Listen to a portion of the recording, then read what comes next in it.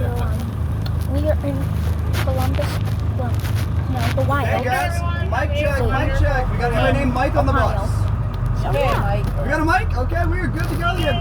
Thank you for being here, Mike. We can now continue our tour. I'm going to show you guys the map. Oh, but honestly, real mic check. Can you guys in the back hear me okay? Hey, thumbs up if you can hear me all right? Okay. If I'm too loud or too quiet, let me know. It is an easy fix, so I won't be offended either way. But guys, my name's Ben. I'm going to be your tour guide today on this open-air sunset safari brought to you by Pepsi.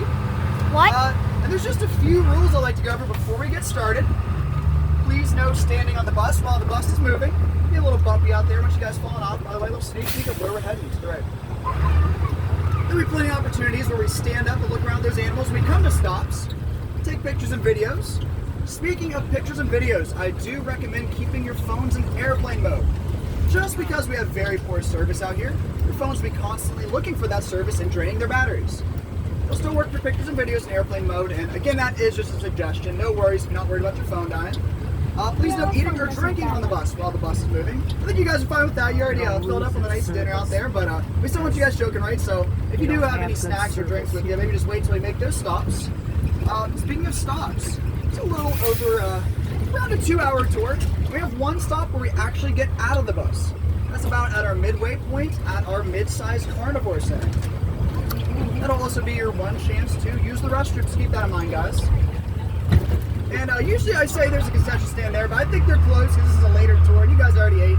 But there is a water refilling station. It's like filtered water attached to a drinking fountain. Just stay hydrated, guys. Top off your bottles if you brought them. Please keep your hands, feet, children, and belongings on the bus at all times. These are very close to wild animals out here. They're unpredictable. There's a couple species in particular that would probably enjoy a little carrot snack. So let's not get our fingers mistaken for carrots, guys. Please no reaching out to touch the animals. I hope there's no llamas out here to spit on me. There are no llamas, but there are some animals that are notorious for biting. So we have to be careful, keep our fingers on the bus, guys. Are there rhinos out here? So, last thing, guys, if you lose something over the side of the bus, try to let me know as soon as possible, even if it's not something you're worried about, because you don't want the animals getting to that, right? And the sooner I know, the better description I can give to animal management of where we lost that and what it was. So no shame, just let me know so we can get that taken care of. I hope I don't And drop other than the that, phone. guys, let's just have fun. Get inside. Woo! So what we're in right now is known as a sally port. It's this set of double gates. We will never have both gates open at the same time. That's to ensure that our animals stay in, the Ohio native animals stay out. Very similar system they used in Jurassic Park, though ours has a bit of a better track record. But that's why they're waiting up here for us to get through. So they open that one. You also have a lot less dangerous animals here too, right? No dinosaurs roaming around. Sorry to spoil it to you guys. That's a good thing though, isn't it? Yeah. So you stay a little extra safe. And we are officially entering pasture, guys. Excuse me. And on pasture is what we call where the animals are. So keep your eyes peeled. We're going to start seeing those exotic species. We're going to see your first one just up over the hill. But guys, you might notice I'm stopping after each gate just to make sure the gate closes all the way. Because I don't want it to pop back open, and I don't want to drive out of range of my garage door opener. So don't stand up quite yet, just after the gates, but pretty much every other stop's going to be an opportunity to stand up and look around. 355. Which here's our first animal of the tour, our Canada geese. Woo, geese! Not an animal we brought here, but there are tons that hang out here. But they are hanging out by an animal we did bring here. Those are our Para-David's deer down there, guys. I want to pull up just a little bit more, get a nice centered view for you guys. I'm going to make a stop so you guys can stand up and get some extra views if you'd like. Oh, there's a bunch on land. It's gonna go down. Oh, some of them are just, those are the trucks down there. Yeah, those are the other two. So guys, when you hear this sound, those are my air brakes. We are definitely not going anywhere, so you're free to stand up if you'd like. But like I said, these are Para-David's deer down here. They are from China, or locally they're called Milu. We call them Those are Para-David's deer in the though. water? Yeah. They are endangered. There are none of them left in the wild. Only in conservation centers like this or wildlife reserves. Think of like a Yellowstone type situation. There are wildlife reserves out in China where they roam around, but none of them truly left in unprotected wilderness. You guys, Also, if you have any questions along the way, don't be shy to ask. I'll love to try to answer those to the best of my abilities. I have and one knowledge. question. Yeah, what's your question?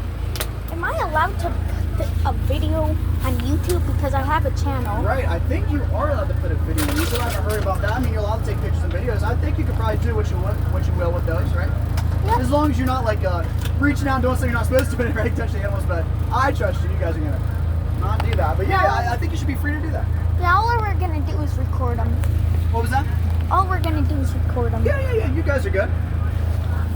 So the Paradise deer, they can get up to the 750-pound range. So, at least double the size than some of the largest white-tailed deer we have here in Ohio. Similar in size to an elk. Is that normal for them to be in the water like that? Yeah. So Paradise deer, they're almost always going to be hanging out by the water. For one, a lot of our animals are. It's kind of hot out here, right? So they're doing it to stay cool. But they are also built for the water life. They are semi-aquatic. They actually have webbing between their hooves, sort of like a goose or a duck would have to help them better travel through the water. This is 66. So are you saying we don't need to take upper loop, you think? You guys will be seeing a lot more Paradise deer. We're the largest herd of them in the United States. Some might be down that waterway, some might be over this hillside. We even have a whole separate bachelor herd, a couple pastures up. Now they're just not the most dominant males, so when they'd be over with the main group, it just caused more fighting. They probably wouldn't win out, so they're kind of out having a little bachelor party, waiting for their time to shine in the future, or maybe they used to be in the spotlight and they're kind of just retiring now. I'm not sure of all the specific cases for all the Paradise deer, but we do have a separate bachelor herd a little bit further up. If you see a body of water and the Paradise have access to it, there's a good chance we're going to see some Paradise deer. So keep your eyes peeled.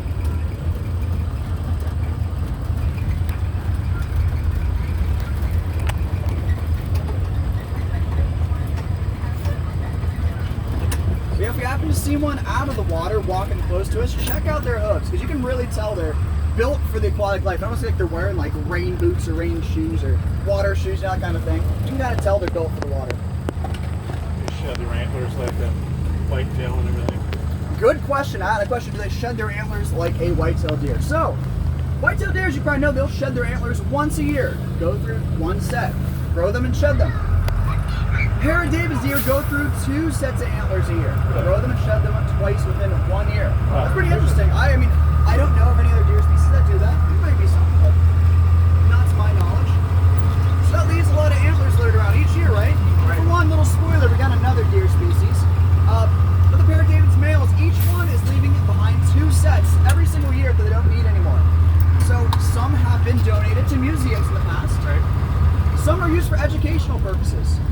We have a summer camp out here for kids, and they'll have those on display to teach the kids about them, right? But I mentioned our owl program earlier, so some of the older kids will come here and they'll teach guests about what they learned, and they'll use those antlers as props. Some are also used or given to our carnivores, guys. But we have our greater one-horned rhinos down here, guys. And actually, The rhino back. we have a baby down there, guys. Oh, yeah. That's the One we saw on that's the TV. mama that we seen delivered on TV then. So, guys, What's greater. your name? Sydney? The mother's name is Rohini. Rohini. Yeah. The one you saw on TV, that was a while ago, so that was, I believe, Right. Sonia. But the Yes. mother, the bigger one, is Sonia's daughter, Rohini. Right. So now Sonia is a grandmother. Right, that's the one we see for. So greater one-horned rhinos, they are our Asian rhinos, specifically from the India and Nepal region. They are endangered, only around 2,500 of them left in the wild. Rohini's daughter was born just about 3 weeks ago. Oh, yeah. Still very, very young. How many Yeah. do you have here? So we have 6 on pasture. I'm not sure how many are in our indoor area called Post. Oh, okay. I think there's at least 2 males in there, but I'm not sure of the exact amount. But only 6 on pasture. All descendants of Sonia except Stella, who is an orphan, a little over 2 years old. Really? Oh, yeah. Yeah, we have Sonia, we have Rohini and Neely, who are like Sonia's daughters, but adults. And then we have Pork Chop, who's Sonia's a little over 2-year-old son, and then of course Stella, who I said is the orphan. But she's The kind of others an, that aren't here, are they at the zoo? Are they? Or we have so I don't know some where good all of her descendants have gone, but I mean we have not all of our animals stay out year round. Some aren't used to those cold Ohio winters, right? Right. So we have an indoor area with like heated barns and stuff Oh, called okay. hoof stock. And there's a whole separate rhino barn because they need a little extra space. So I know we have at least, I think, 2 males in that indoor area at the rhino barn. I'm not sure the exact amount, but I believe we will breed certain animals for other zoos, You might move it up a little. So I'm so you not can sure have of you. which animals have gone where to other facilities over the years. That's what you move. Thank How you. much does she weigh? Her in particular, I don't know how much she weighs, but greater one horse can get up to the 3,500, 4,800 pound range.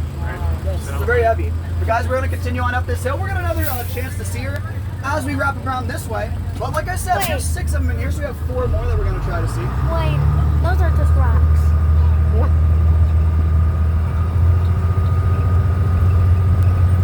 Okay. And the animals we're seeing on the hillside to the right, those are Persian onagers, guys. They are a wild donkey species from the Persian region, which is modern day Iran and a few other We'll go Middle right Eastern by 'em. countries. They are endangered, so they're here for breeding. We're gonna get a little bit closer to look at those ladies over there. Yeah, Those it's are a mix of exhaust and dust. endangered. We either our 2 climates out here are dust or mud. We're in the dust season right now. Maybe you guys are gonna have to get electric buses. Somebody said that yesterday about getting electric buses. I mean, I'm sure we'd love to be as environmentally conscious as possible, but I'm sure that's a really big investment. We are non-profit, right? So all the money is going back to the animals. And of course, that would be part of the experience, but I don't know the logistics. And honestly, sometimes, I don't know if this is the case all the time, but sometimes electric vehicles aren't as good as they seem because the lithium that goes into their batteries is really, really harmful to the environment of that mining process as well. So you hear electric, it doesn't always mean good. Right.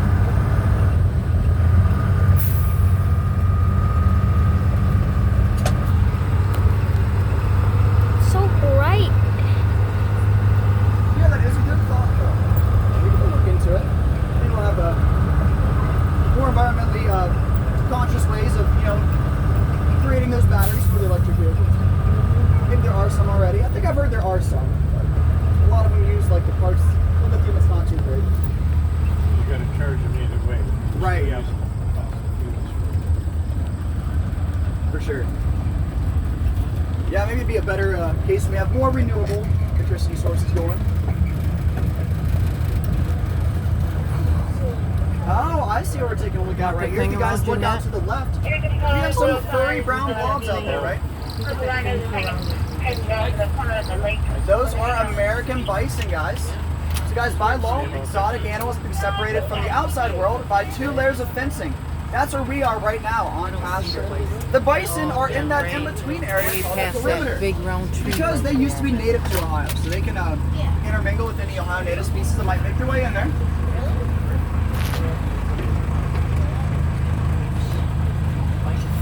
Sorry, they kind of decided to go down there at the last second.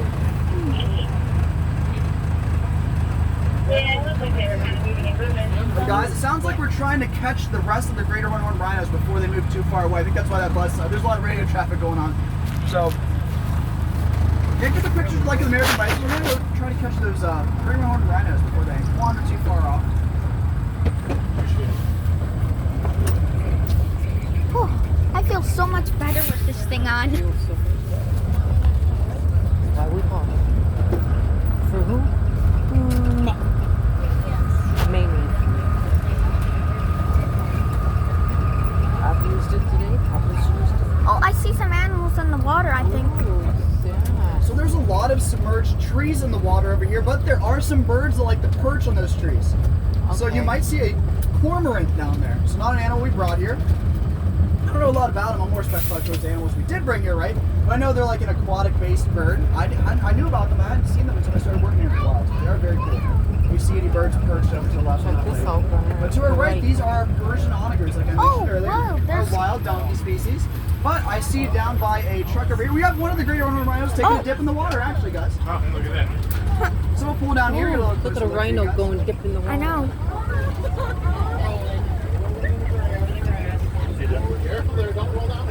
Yeah. So Persian onagers, a lot of times they get flies on them. They can't really reach the tops of their backs, right? So you see them kind of rolling around trying to get those flies He's on. fine, though. Yeah, he's all this that is great. Oh, cool. Tommy. Rhino's on the left, guys. Rhino's on the left. Rhino's on the left. Oh, look at Oh, that. wow. Yeah. Oh my god. Wait. Do I see another animal there? No, that's the tree that he talked about. No. Oh, no, his ears moving. Yeah. the trucks are all dented. Oh, look Yeah. at the one right by the truck Laying there. down. Gunner, What is it? Gunner, there's one right by one. the truck. I know. Gunner, there's one by the truck. Oh. I'll pull just a tad bit more, guys, and I'll make a stop for you. Oh my gosh. Yeah, some animals like the bus, some don't like the bus. Some kind of just do their own thing. Rhinos are one of those ones. They tend to just do their own thing, right? He's just coming over to say. I'll be on one taking a pee in the lake. Look at that, guys. Someone taking a pee, yeah. Ah. Why? Why? That's a lot of people. Ew. That's just. We got a little one Oh. visiting the truck over here. That appears to be Stella. Don't quote me on that though. But Stella is the littlest one until recently. Does he like being pet? I don't know about that. We're not allowed to put them out here, right? Coming up to get some carrots. Yeah, she might think she's getting some snacks. yeah, she's getting some of our carrots, guys. So you notice they have this like plate of armor on them, right? Almost like they're wearing plate mail. Yeah. That is just an extra layer of flabby skin. It can be 1.5 to 2 inches thick. Protects them like if they get in a fight with each other, or maybe if a tiger is going after a young one in the wild. Uh-huh. And you notice them swimming, right? So they are not only grazers, meaning eating grass off the ground level, they are also foragers. So they're able to lift their head up high enough to eat leaves and other things off of shrubs and low trees. And because they're able to lift their head up pretty high, that's why they are good swimmers. That's kind of what you need to be able to swim. Can you keep your head out of the water and breathe? And they can. We got one of our Persian onagers visiting us. Look at. Right here. Get up right up there. Come on over here. Be careful. Hi, sir. Is this a female or a male? So they are all female out here, the Persian onagers. So there is at least one male in our indoor area, but at this point he is related to all the ladies out here. So we don't want him breeding anymore with them, right? We don't want that inbreeding. So there's at least, I think, 3 or 4 ladies back at Hoofstock they can still breed with. But after that, it's not looking too great for boosting the numbers up, at least here at the Wilds. Because there are only 27 Persian onagers left in the United States, and we have 16 of them. Oh, wow. not a lot Sometimes of we're fresh just genes gonna are have for to them. You know where the other Oh, there's dog is, another one. right? So there's some around the world, you know, I mean, they're from the Persian region. There's still some left in the wild. I've heard there's some good genes of the Persian onagers that are in Europe. But I'm sure it's a lot trickier getting animals in overseas rather than within the country, right? Right. We're gonna have to wait. I don't know of any set in stone plans to get them, but Right. we'll go ahead and continue on, guys. Looks like we're going to be... Take care of that. Will they just run away if you come near them with this vehicle? Also, they eventually will move. Sometimes they're very stubborn. If you keep inching up on them, they'll let the bus almost touch them before they move. Now, do you have to maintain their hooves out here like you So would a I don't think they maintain them like a domesticated, like, you know, like horse or donkey would be. But I don't know for sure. I don't believe so. I think I try to keep the human interactions to a minimum, right? It's cool because I've never seen a rhino in person. You ever seen a rhino in person? Well, I'm glad I could be here for that first time. Look at that, dude. I do have one up here. I gotta wait to Right see across. let her mosey know. on her way before I head on to I that saw gate. her. Because guys, rhinos can run up to 30 to 40 miles per hour. The greater one Wow, at and least. they They are very weigh fast, 3,000 to especially for their weight. 4,000 pounds. That's crazy. There you go. Getting right back to the garage. Can I stand up? That's so cool. That's fair. Thank you so much today, and I'm sorry you had so many problems with that bus. Hey, it's alright. It happens. Why does that keep happening? I think it got kicked up and then it loosened up. Sorry about that, guys. Just be careful around there. It'd be nice if I had some duct tape with me. I got a couple screws loose myself. So. Yeah. Okay. Same here. The fact that he said that is crazy. The fact you said that is crazy. That's it. So I don't know if you noticed their upper lips, but they also have what we call a prehensile upper lip to help them with that foraging. Basically means their upper lip has some dexterity to it. Almost as much as if our hand had a mitten on it. They kind of use that upper lip to help them grab and pull even more things in their mouth.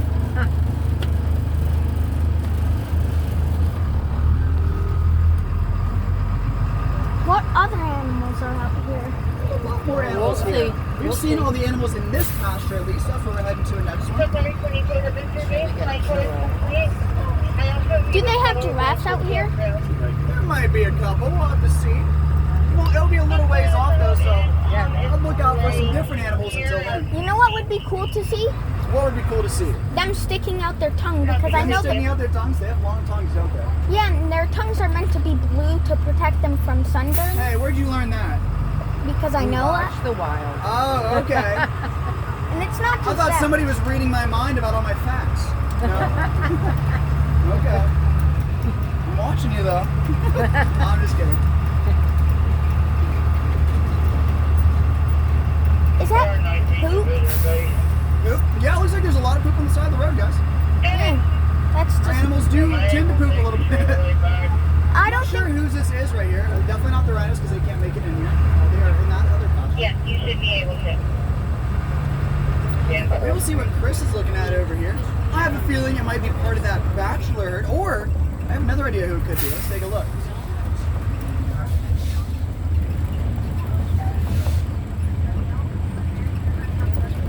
Oh yeah.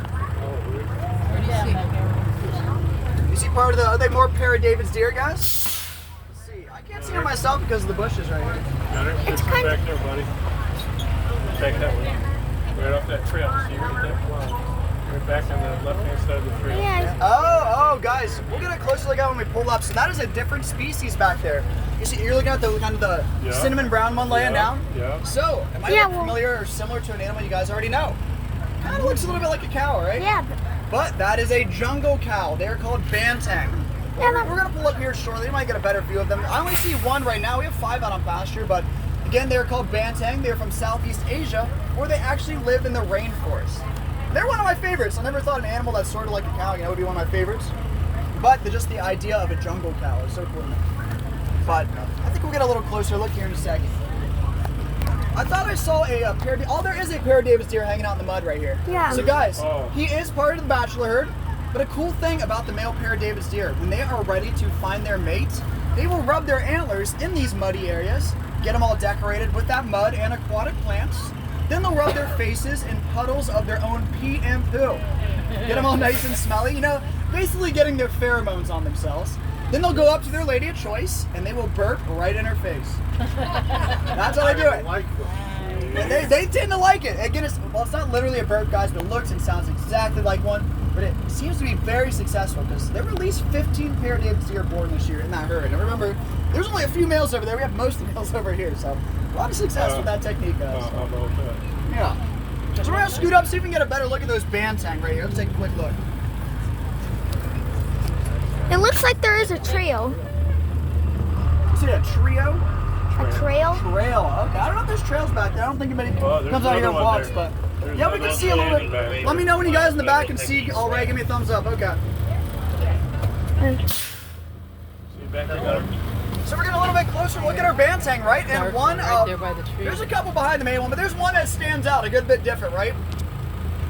So banteng, they show something that we call sexual dimorphism. It's where the males and the females of the same species look different.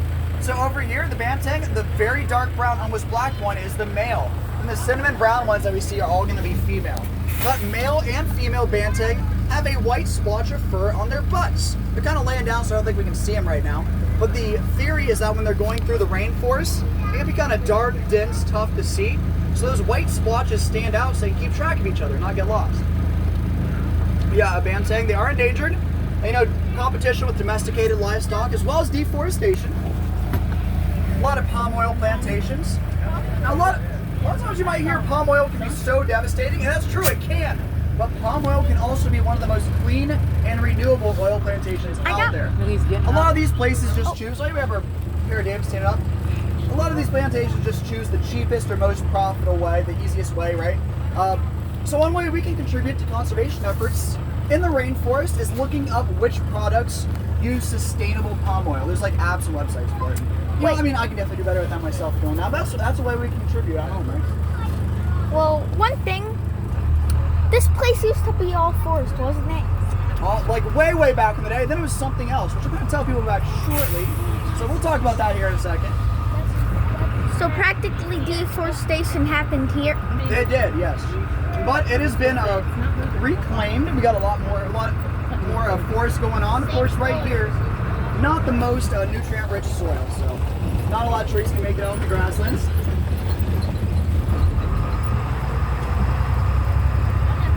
Oh, looks like we have a big Przewalski's Wild Horse party up here, guys. Why? What? Now they're just horsing around. They're just horsing around, you know, that's what they do. It looks like we're looking out. Oh, guys, we have our Szechuan talking to the right. You guys know what I'm saying? Szechuan talking? They are a goat antelope species. A goat a little too close to either to really categorize them in one category. But they are from the Himalayan mountains of China. They are endangered, so they're here for breeding. Guys, their faces, I don't know if you can see them close enough, but they look a good bit like capybaras in the face, or a guinea pig if you don't know what a capybara is. I know what a capybara Yeah, is. you kind of see where their faces remind you of that. So, if you know what a capybara is, do you know what a floppa is? Floppa, isn't that? Waka. Oh, floppa, it's a type. Well, Fucka. Wakas are eternally happy. I thought you said floppa with a P, right? Yeah, that's what I said. Yeah, I think it was like a cat that they called Big Floppa, but I think it was a caracal. Something like that, right? Yeah, but they call them floppas They call too. him Floppa, but I think there's like a cat that was online. There's like a caracal. It's a type of big cat, but they like called him Floppa for some reason. I don't know. It was a big internet meme for a while, but yeah, guys. They kind of have the face of a capybara, the Szechuan talking. Their horns kind of remind me of a water buffalo. Their back can be mistaken for a bear from a distance. Then they have the hooves of a goat. So some people call the Szechuan talking the Dr. Seuss of animals, right? Right. Just a big mashup of a bunch of different species, the leftover parts, guys. What are those Very bubbles wonky right looking, there? but very cool. There are bubbles over there. What was that? This has been a heck of a party. Heck of a party, just getting all jumbled up. Yeah. Leftovers. Well, Oh yeah. there's bubbles over there. You see a bubble? Oh, I know what you're talking about. So there's like these little bubbly areas in some of our lakes. Just aerates the water, but also in the winter, if that water would get frozen over, that part would stay thawed out. You see that. But guys, we're going to continue on over to our Przewalski's Wild Horses. Wait, is this place even? Just a reminder, please do not reach out and touch them. They might come right up to the bus. They kind of like the bus just like the Persian one. I'll go slowly so we keep looking at our Szechuan talking as they peek through the forest as we go on. That's cool. Yeah, they're a fan favorite, employee favorite too. They were weird, but they're cool. They have names for all of their animals. Or I think a lot of the animals have names, but I don't think all of the deer. Like I don't know if all the deer have a name, you know. But a lot of them do have names. But guys, we have a little special guest on the left up here. Well, I can tell you a story about a deer one time. Look at the baby. We got a baby. Oh, A boo. So guys, they were born I think this morning, if I'm not mistaken. Really? No kidding. Yeah. all of More those? than They were one. born this morning. Oh my Yeah, God. baby. I gotta walk around. Yeah, it's crazy how much more ready some animals are for the world, right? Yeah. Compared to humans, we take forever. I don't know what's going on. Oh yeah. Let them get their gestation period. She was just born this morning, today. I know some of our animals' gestation periods, others I don't, but lucky for us, I have a handy dandy notebook here that gives me some specific numbers, because I know a lot of the facts, but specific numbers aren't the best. Anything at. like an equine. Well, I So have. What was your a year. guys' guess? Almost a year. 12.5. Yes, very close. Really? Yeah. They're like an equine. They are really. So Przewalski's wild horses are from Mongolia. They are endangered, so they're here for breeding the boost up their numbers. As you can see, it's going pretty successful. They're actually the first species we ever had here at the Wilds. So back in the day, we would have only had Przewalski's wild horses here. Do you just have one, or you have more than one day, one full? I think only one right now. I have a deer story to tell you. Okay, maybe at Carnivore, just because we want to talk about the animals right here, but I'll just tell your story. Maybe at Carnivore, we have a little bit of downtime, or maybe on the way there too. But there is one male out on pasture with the ladies, unlike the Przewalski, or unlike the Persian onagers, right? He is a good bit lighter in color, especially around his mane. A bit more of a dirty blonde rather than the dark brunettes like the rest of the ladies. And I think he is the one coming this way, actually, guys. But there's another way you can tell. I kind of noticed that too, but I don't even know if there is another male Przewalski's in hoofstock.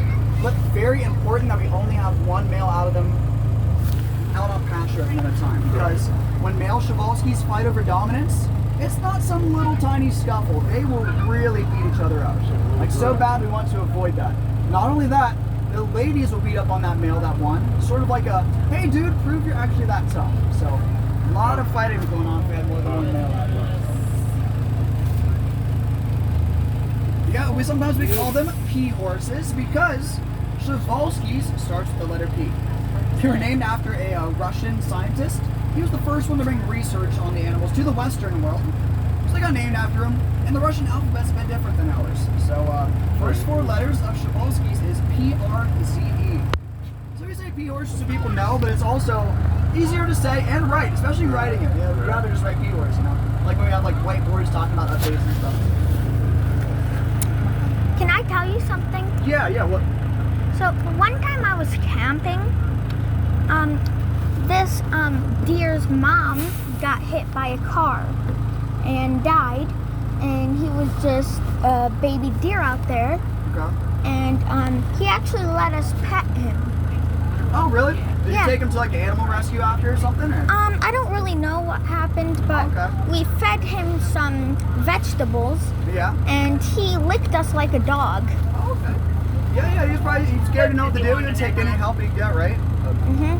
Yeah, I mean, I don't know if you did. It's okay if you didn't know what to do at the time, but if you ever see like a wild animal, like local animal that's like a baby and doesn't have a mother, there's like wildlife rehabilitation centers. You can call them up and they'll probably come and pick them up, or they'll have you bring them and they'll take care of them, right? So if you find a little animal, maybe try not to raise it yourself, right? Maybe you look after it just for that little bit until you get it to some actual help. But there's wildlife rehabilitators out there that are like trained to take care of that, right? Well, one time my cat got a robin out of a tree. Oh that was- yeah. Cats like to hunt a lot of birds for sure. Well, They're it's outdoor. because the baby robin was just born, and all its brothers and sisters were born before it, so he got pushed out of the tree. Yeah, and just kind of the runs. So. Yeah, so I the gotcha. cat got after him. He was bleeding, so I locked the cat up and thought the parents would come back and get him. They didn't after a few hours, so I decided to do something disgusting and smash up worms. And I kind of had him. Okay, you baby birded the ramen by smashing up bird worms. That's a pretty cool story. Huh? Yeah, and I put him in a container with a blanket, and he probably lived for another 24 hours, and then he died. Okay. I mean, at least you tried, but yeah, like I said, in the future, there are people that will, they will take care of them no matter like how small the animal is. They will rehabilitate them and stuff. I grew up with a girl that actually does that now. Her and her mom actually was kind of like a family, not a business. You don't get money out of it, just a family hobby. Yeah, we just had a guest up here just talking about his stories of like seeing finding animals that were injured in the wild and stuff, and trying his best to look after them, which that's very commendable. Like, that's really good, but like maybe do that a little bit, then look for like a rehabilitator, right? Just people you can call up, you can find them online and stuff. I'll have to remember that. It looks like they're being a bit of a roadblock up here, so Wildside's kind of helping them to get on through, which we're going to follow on through before they block us off. They probably will a little bit, but they'll usually move and keep inching up on them. Let's see what happens. I'm going to start moving here though, guys. This clears out.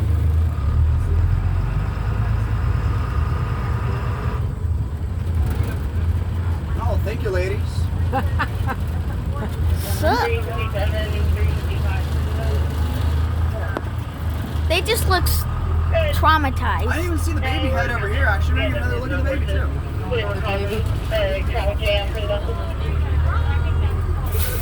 I think they were leaning towards a male on the baby, actually. Grandpa, don't lose the tablet. I'm going to slow down here. You guys get a last second picture if you'd like. I got it, buddy. That's cute. Hey, Dave, I'm gonna try next to you.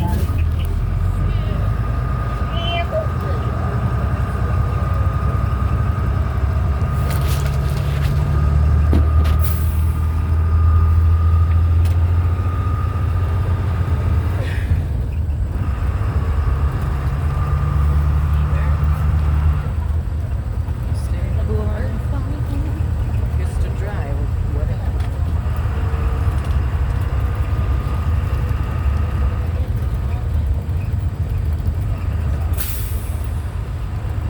Guys, we will be heading to the right eventually. That'll mark the second half of the tour. But right now, we are heading straight through this Sallyport because we are officially on our way to that mid-sized carnivore center.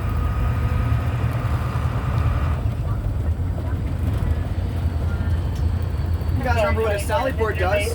It keeps our animals in and the outside animals out. So we are exiting pasture for a little bit, guys. So no exotic animals till we get to that carnivore center. So I will keep that pace up until we get there. Although my speed limit is 15 miles per hour, but we'll be hitting that.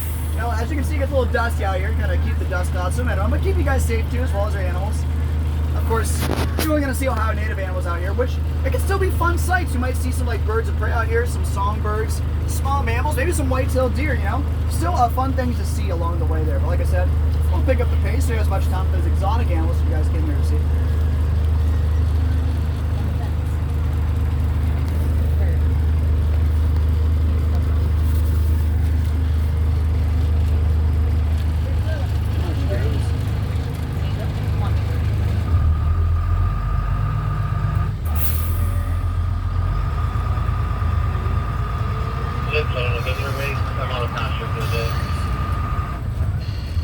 That's clear, Air Management, copy.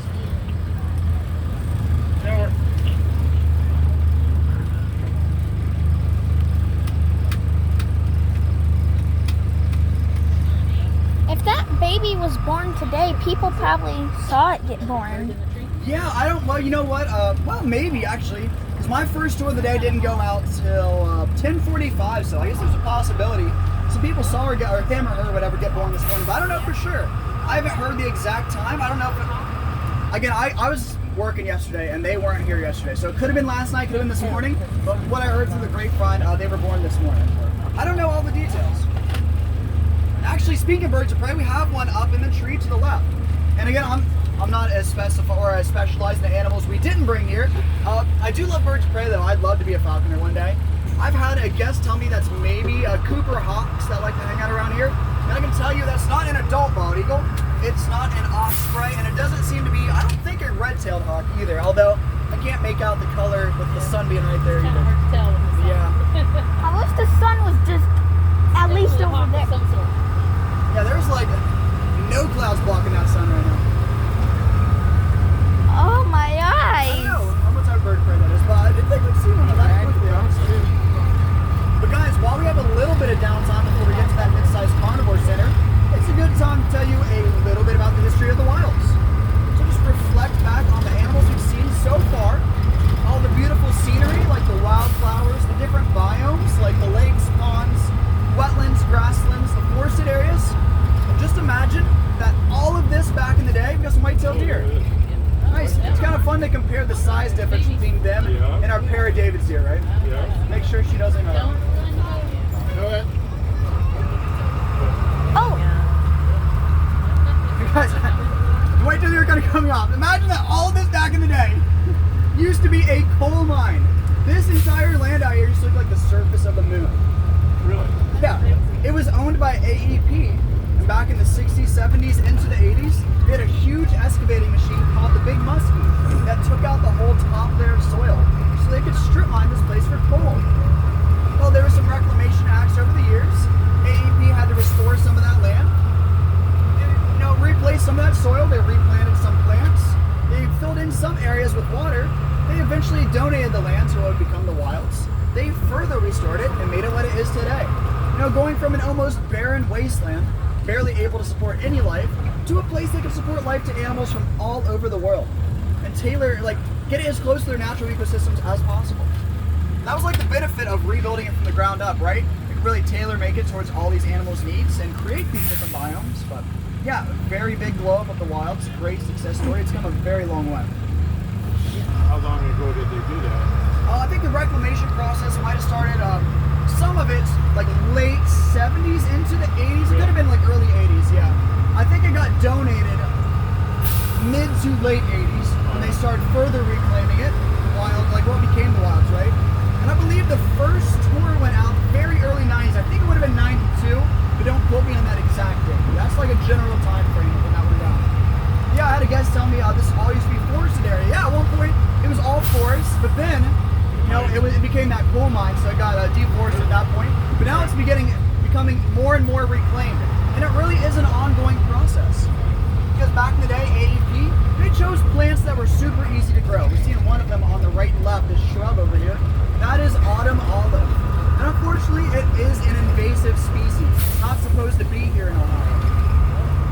When you introduce an invasive species into a new area, it either dies off right away or it does way too well and outcompetes the native wildlife, right? That's the case with autumn olive as well as other invasive species that were planted. So we have an ecology team on site that is working to get rid of some of those invasive Oh, yeah. species, reintroduce a lot of native wildflowers and other plants. But it is an enormous project, excuse me. Because where we drive, where the animals are, makes up about 2,500 acres of the wilds. A lot of space, right? But the wilds itself owns upwards of 10,000 acres. Some of that space is dedicated towards other activities.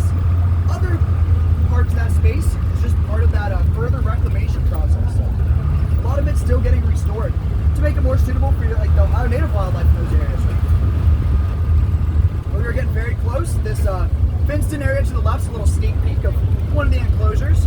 We're not usually going to see any animals from the road, but we are getting very close. Quick preface of what we're going to see here. We're going to see cheetahs from Africa. We're going to see African painted dogs, a dog species from Africa. Who would have guessed? Then we're going to see the Asian doles, another dog species from Southeast Asia. And I have a feeling our wild side members, who are half tour guide, half animal management, might be putting on a little seminar for you guys. I think it might be getting our carnivores might be getting a few snacks here to make sure they're coming up close so you guys can get a good look at them, right? And they'll be talking to you, giving you guys some facts, so make sure you listen up. They're very knowledgeable.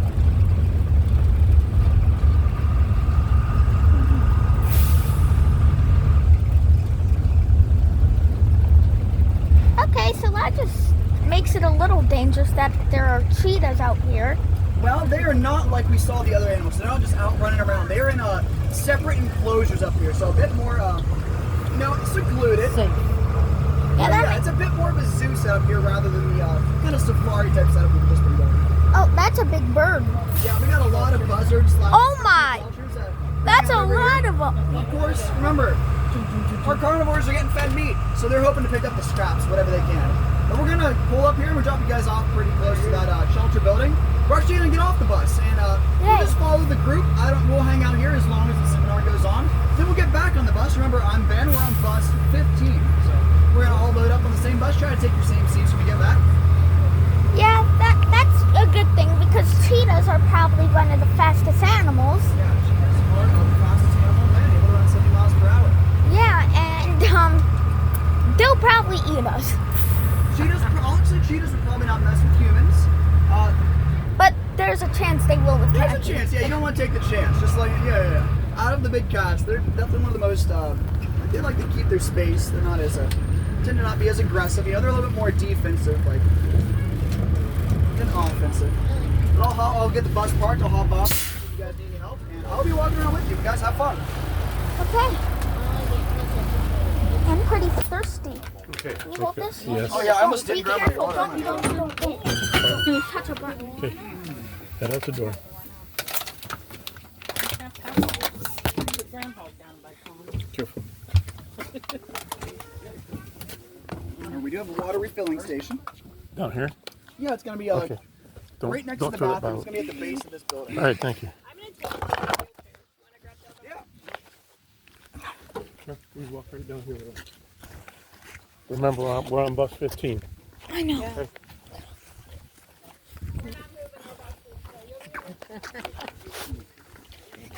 And we know we have 25.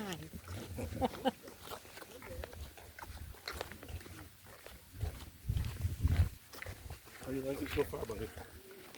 Nice. Looks like they're doing some work over there. Yeah.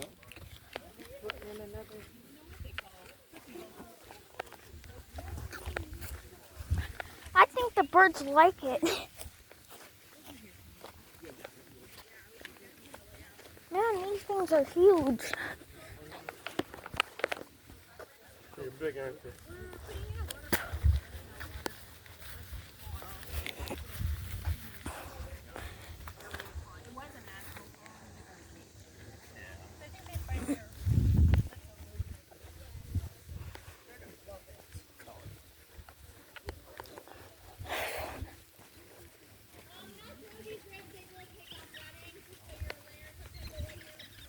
Oh!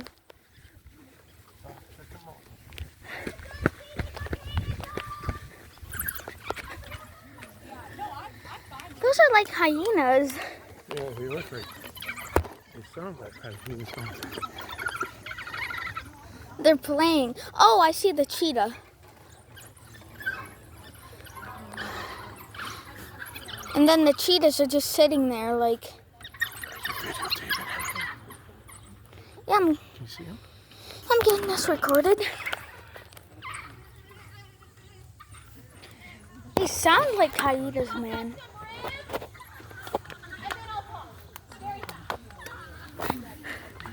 These things are. You guys want to get out your cameras? We're gonna feed the dogs. Oh, If you want, you don't have to put it down. well, I want to get this.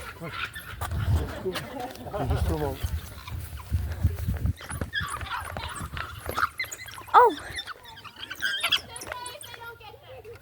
They've already had their food.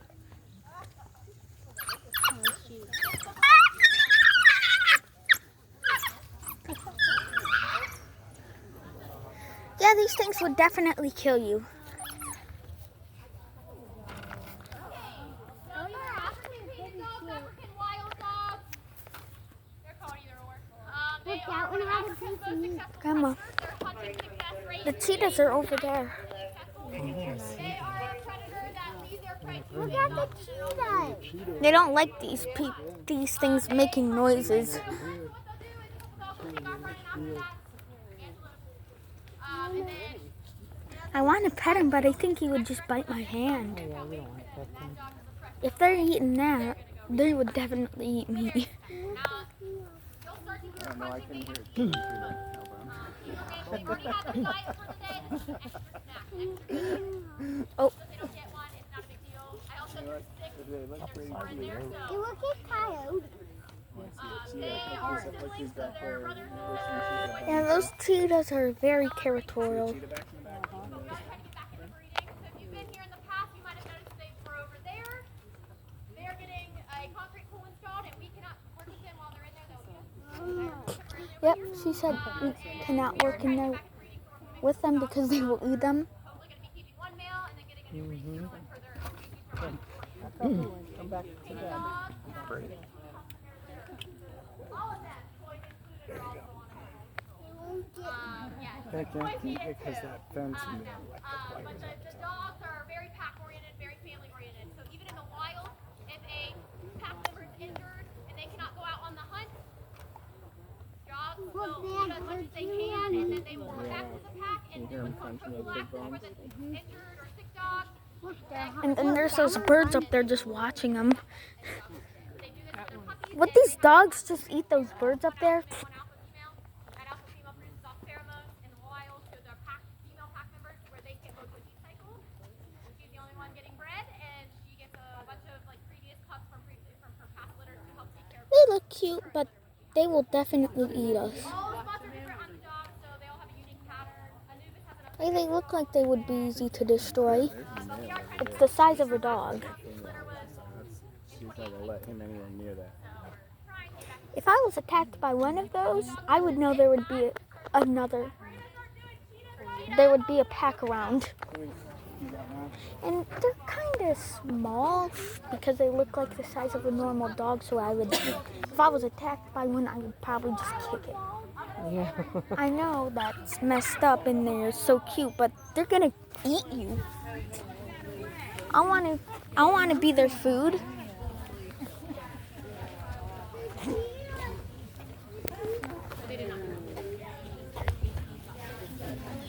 But they did try to do a Mexican wolf project here. They talked about maybe bringing it back to Calais and maybe having it in the future. I know the Columbus Zoo, Yes, obviously. they just redid their they whole have- North yeah. America trek. It's actually really nice. Yes, I think they, yes. Yeah, they're a little bit.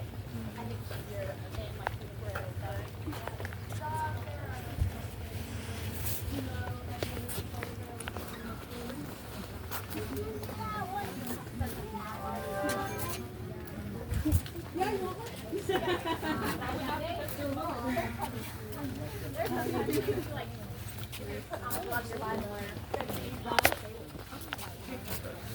I know, right?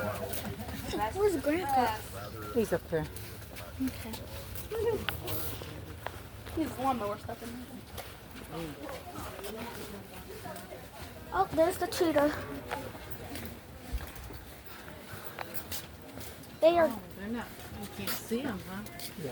Through the You fence. can go up above if you want to. I'll go up above. Dad, Yeah, you guys keep moving down. The second level actually has a really good view too. So if some people want to go up to the second level, you guys get a really good view up there too. I guess they really protect them. Well, protect us.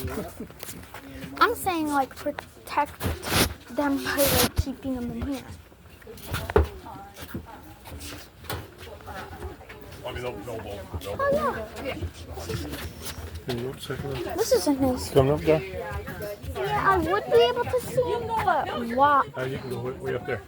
Yeah, there's gonna be more room up there. Yeah. And they can actually see better from up there. Yeah. Take my phone. Thank you, sir. I was about to say.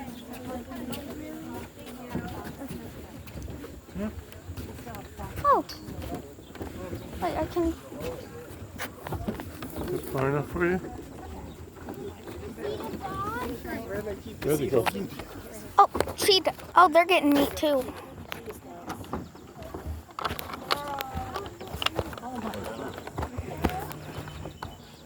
It's nice to see one of these in person.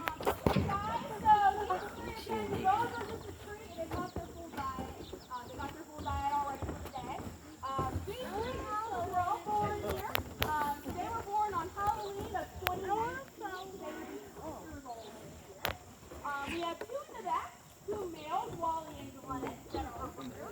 And then we have 2 more females back in our intensive area.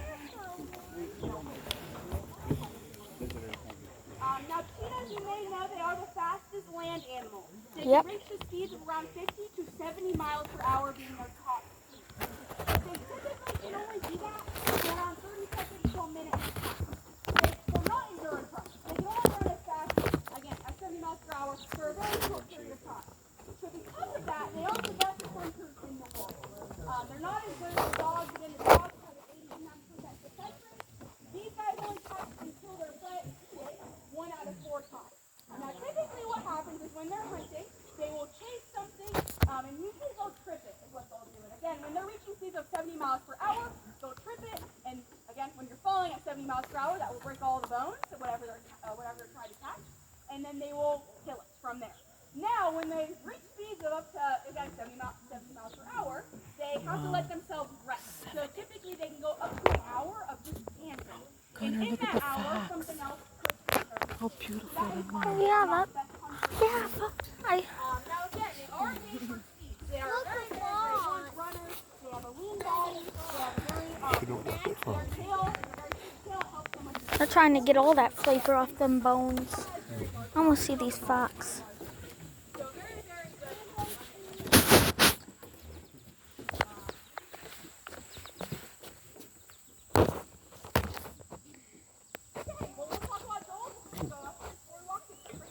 Right in position. You guys want to come up this way? Oh, it's going to be a little bit hard to see here on this corner. Once I'm done tossing in the treat for them, I'll move out of the way and you guys can kind of rotate around to come up and get a better view. Yes. Anybody around me, you're potentially in the splash. I want to play you. I haven't done these guys in a while, so hopefully I can get it up over the fence.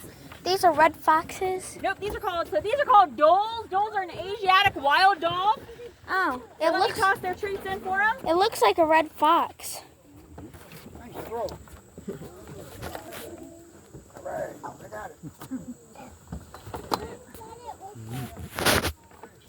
One more. You can scoot on out of here now. Someone else picking up mine. All right. Yeah, I know. I just aim to get it over the fence. Yeah. All right, I'm going to move out of the way. You guys can kind of rotate around here. Yeah. Their tails are so bushy. They have the short of a fox, but much more the body shape of a coyote. So they are much larger than a fox. They're actually not closely related to foxes at all. They're a true wild dog species. They are a pack animal, just like the painted dogs. Normal, regular packs are about 5 to 12, but they can actually get together and form super packs of up to 30 animals to take down really large prey. Now the 4 that are in here are actually siblings, so they are from the same litter. This litter was actually bottle-fed, hand-raised. Now unfortunately the mother did not survive the birthing process, so then we were left with a litter of puppies to raise And that had never been done in the U.S. before. Actually, only a couple places in the world had ever hand-raised doles. So it was a lot of trial and error with them. A lot of very strict record keeping. Like if they were gaining weight, if they were losing weight, if they were having diarrhea, if they had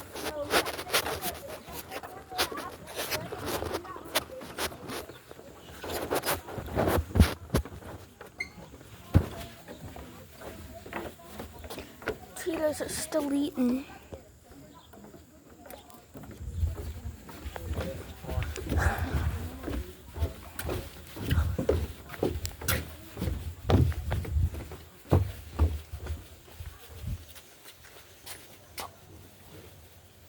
Bathroom.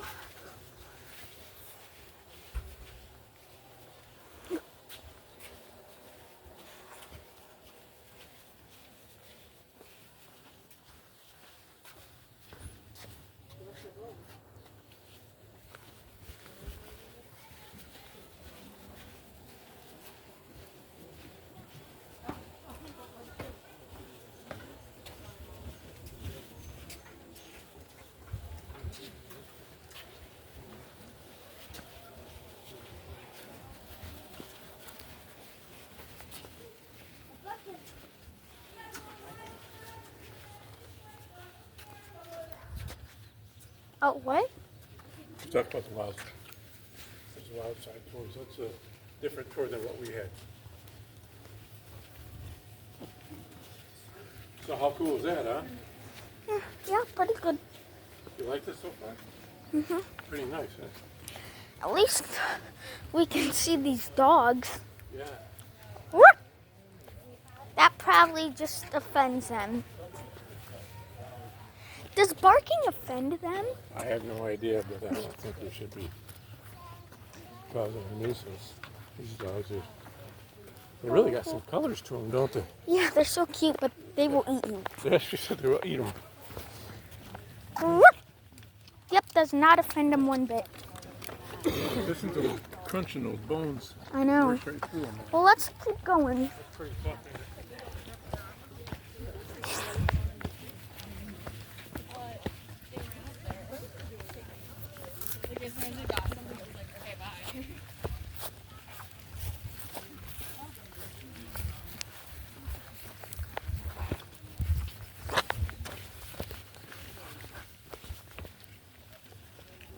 Hold on.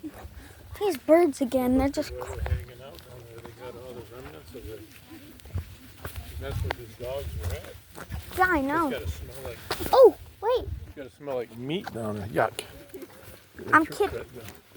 I'm kidnapping this Yeah, feather. you got feathers at home. We got a lot cleaner feathers at home than chickens. We can clean it. No. I'm keeping it. Look at that shit all over that thing. Sorry. Okay. Big feather, goodbye feather. Oh, there's a feather. I wanted the big one. Yeah. So you can find bigger ones there.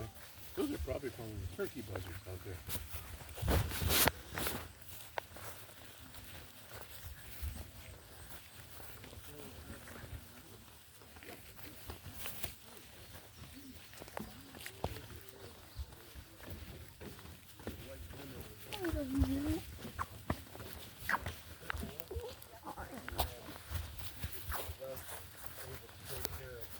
Yeah, it's funny if they do them. I'm gonna sleep good tonight. I'm gonna sleep good tonight. What bus were we on? This one 15? right here.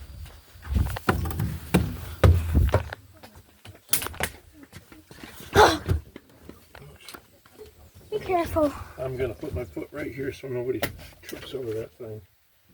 Then they're gonna trip over your foot. Well, I'll make sure that they don't trip over my foot. Yeah, I don't know. The most boys. 10th floor.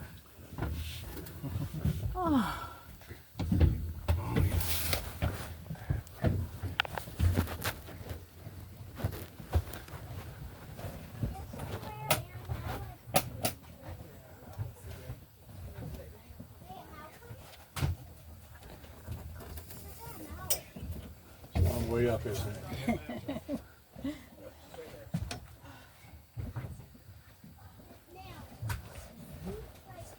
I found one of those giant feathers, but Grandpa said it was disgusting. Oh, yeah. From one of those birds over there. Oh. Did you pick it up? Yeah. And now you're touching my hair? You're gonna have to wash your Twirling hair. my hair around your finger? Hopefully you don't get lice. Yeah. Or something worse. I would make you clean it. Hopefully you don't turn into a buzzard in the middle of the night. What? Then I would eat you for dinner. Aren't buzzards good for you to eat? I don't think so. I don't think I would do that. I would feed it to the chickens then. They would eat anything. You would? Hey man. Hey man. Do a Superman dive on the trail. You want something? I need a new one. Here, give me your old one. I'll put some fresh water on. Oh. What is that one? Is that for my feet? So there's more of you. Oh, I yes. just put water on it. Yeah, I'm going to use this one. That's it. We can use it tomorrow too.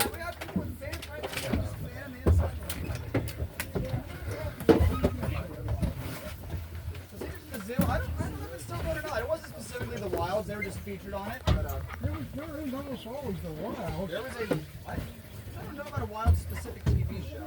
It was pretty good.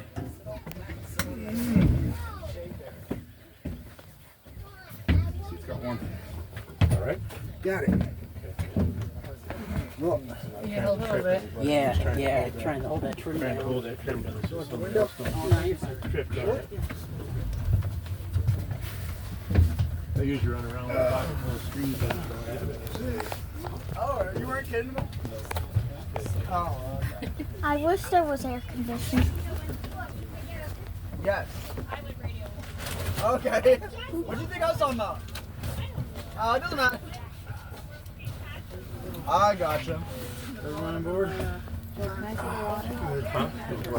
I Okay, I'm gonna walk back, make sure we got all 25 guys. Oh, give him a drink of that too. That's ice cold. No, I just drank a bunch of water. I just drank a bunch. I'm good. Five guys, water we like are that, good to though. go. Thank you for that little fan on the way through and a double one. And this Oh, is man. so cold. How are you still back here? My time is so cold.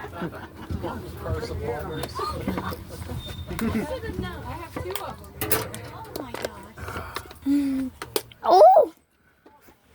I really hope we do see giraffes. We saw those, like, dog things up there that kind of look like red foxes. Yeah. I thought they were a red fox. Yeah, the duels do look like a lot like a red fox, almost like just a bigger one, right? They're classified as a dog, even though dogs and foxes are related. I mean, again, I don't know all the terminology, but foxes are in the vulpine, and then dogs are canine, right? But if you go like one step up, whatever that's called in that like category, then they're related. But You want they it? are dog species, though, the duels. You want to know something new? Sure. What do you know that I don't? Well, I think that those pictures and that stuffed animal I got weren't a red fox. I think they could have just been one of those dolls back there. Yeah, they could have been. They could have been the case. I think that's the idea. Very well could be, but Do you guys have any foxes here? No, not any foxes, unless there's like some wild ones around the area, but there wouldn't be any making it their way into pasture. You might be around this area. Maybe someday you guys might get foxes. I don't think we can get foxes. I don't know. It's a lot. We don't have a lot of space for carnivores. You know, we can't promise them as much space as a herbivore, so that's kind of like why we don't have a lot of carnivores here. Yeah, Guys, I'm gonna do a well, little radio call real quick. if it's an endangered species of fox. Safari 3 to the visitor base. The last sunset open air has left carnivore and the gates closed.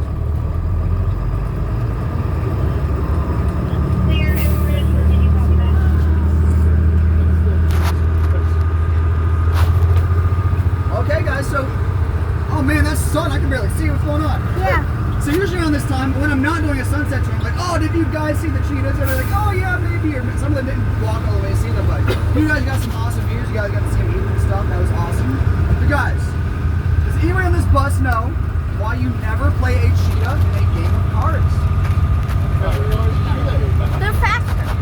They don't have thumbs. They can't hold the cards. But if they could, they would definitely be cheetahs. Good answer, guys. I'm not gonna lie. Our wild side tour guides, they kind of went over all of my favorite facts. Like I said, Sunset tours only twice a week. So I'm usually giving normal tours throughout the day, so you don't have the same kind of seminar going on there. So I usually tell people when you're walking around, trying to look at those animals, read up on the facts. There's like boards posted as you walk along. You might have seen them.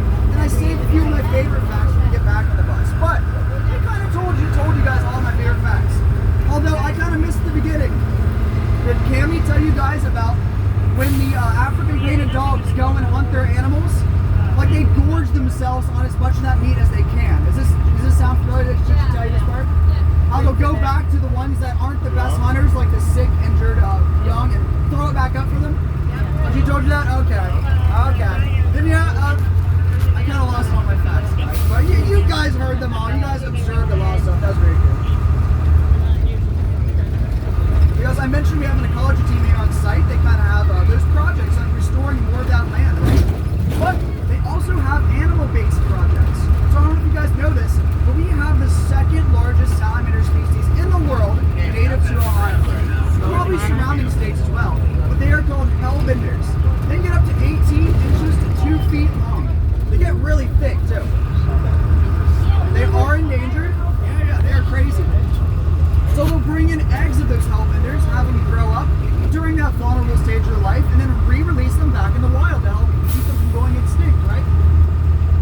So our ecology team works on that, but then we also have a similar project with American burying beetles. It's an insect beetle species that is endangered, and they'll bring in eggs of those as well, have them grow up again here, re-release them, and they have traps.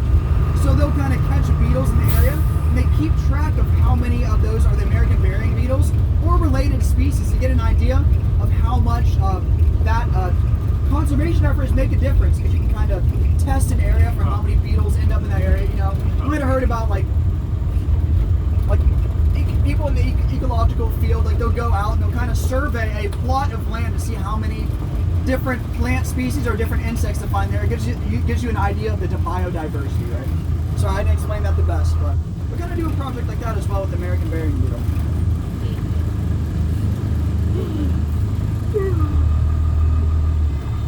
Well, at the Columbus, Ohio Zoo, there's probably going to be giraffes there. There are probably giraffes at the zoo, but there's probably giraffes here too. Yeah, there's definitely giraffes. Definitely. But I think even down there, they'll allow you to feed them. Yeah, they might let you feed them at the Columbus Zoo. I've heard about that for sure. Yeah, maybe not on this bus. So. We don't really want them associating the buses with food, right? We want to keep human interactions to a minimum out here. We want our animals to be candidates for like re-releasing them in the wild, right, if possible. Right. So we do have a species that we'll see on the second half that might have had a success story kind of in that field, right? But I'll bring that back up when we come to them.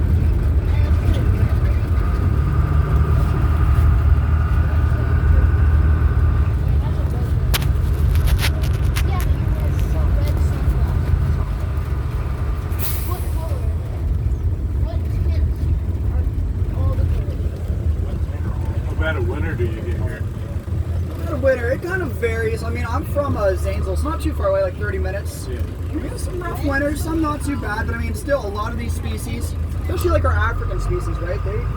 They definitely don't prefer the cold, yeah. So like I mentioned, a lot of them do go inside for the winter. Some species do stay out, like our deer species, as well as our Szechuan takin. Because remember, they're from the Himalayan mountains. They're kind of okay with the cold, right? They usually prefer it. There's actually a month stint when it was like the hottest part of the summer so far, where I didn't see the Szechuan takin. Like I said, almost a month. They're kind of going in these more densely forested areas, Sure, right, hills and stuff. I think it's the brakes.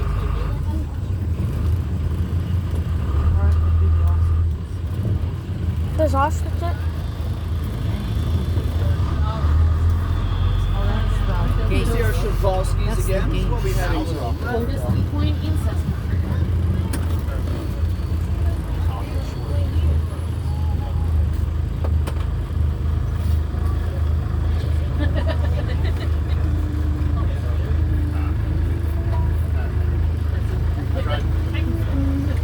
And call me weird, guys, but I can't. Well, I don't hate it. I don't really like cold water though. That is way too cold, man. I like room temperature. I prefer that. Yeah. Something like that. Well, I also have a menthol cough drop in, so that's like making it extra. Oh, yeah. Yeah, I'm not having fun. I'm having fun with the tour, but not when I drink my water. I just want to be too fresh. It's a little too much. It's a shock. Oh, there's one of those cormorants on this lake as well, guys, over to the right. Drying their wings off. That's what that is, huh? Was that why they spread them like that? Yeah, they're drying their wings. Usually if you see a bird doing that, that's the reason they're like drying their wings off. Well, Like a lot of times, if you see like birds that don't normally go around the water, they're probably rained recently. That's probably what they're doing. They might do it for other reasons, but most times it's going to be to dry them off. Uh,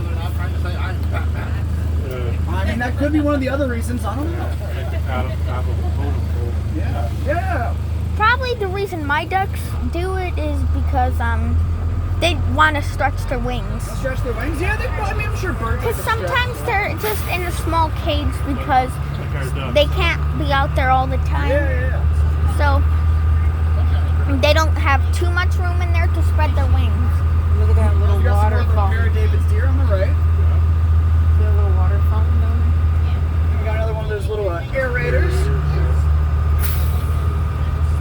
Zip lines. And I don't, from what I've heard, we don't keep stocking the waters with fish, but when they were first, so when AEP was restoring their land, they found out it's a lot easier to fill in some areas with water rather than a bunch of soil. So we have like 140 lakeside ponds, and I think at that time, that's when they stocked all these water features that we call it. Guys, this hill is one of the bumpiest parts of the tour, so keep our seats. Just be ready for this. After this, guys, it's going to be smooth sailing. Get this out of the way. Which, by the way, to the left, that gate over there, that is where they'll round up some of those animals that go in for the winter. And then there's a fenced-in area, a chute system that'll guide them the rest of the way. You'll get a better view of that as we get up this hill.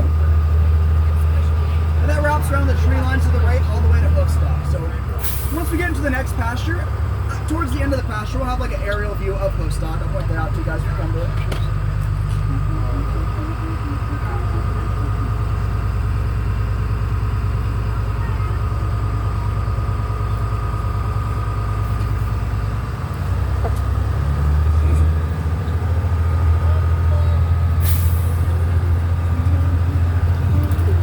That's the worst part right there. I mean, it's a little bit bad up the hill, but it's definitely worse right there. At least for me, I guess I don't know how it feels in the very back area of it.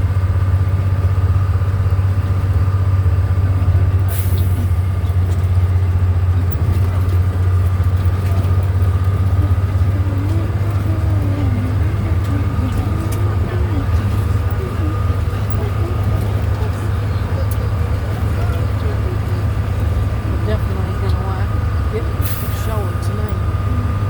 All this dust is Hey guys, so there are a few new species that we haven't seen today in this next pasture. So over there, we're seeing our southern white rhinos. That is in a different pasture though. We will be in there in a little bit. That's a couple pastures up, but we can appreciate the views from here too. But in this pasture, Donkey. for one, we have our Grevy's zebras. Zebras? Zebras, yeah, our Grevy's zebras. They're from Africa. They are the most endangered zebra species, only around 2,000 of them left in the wild. They are the largest zebra species and the only one to not have stripes on their belly.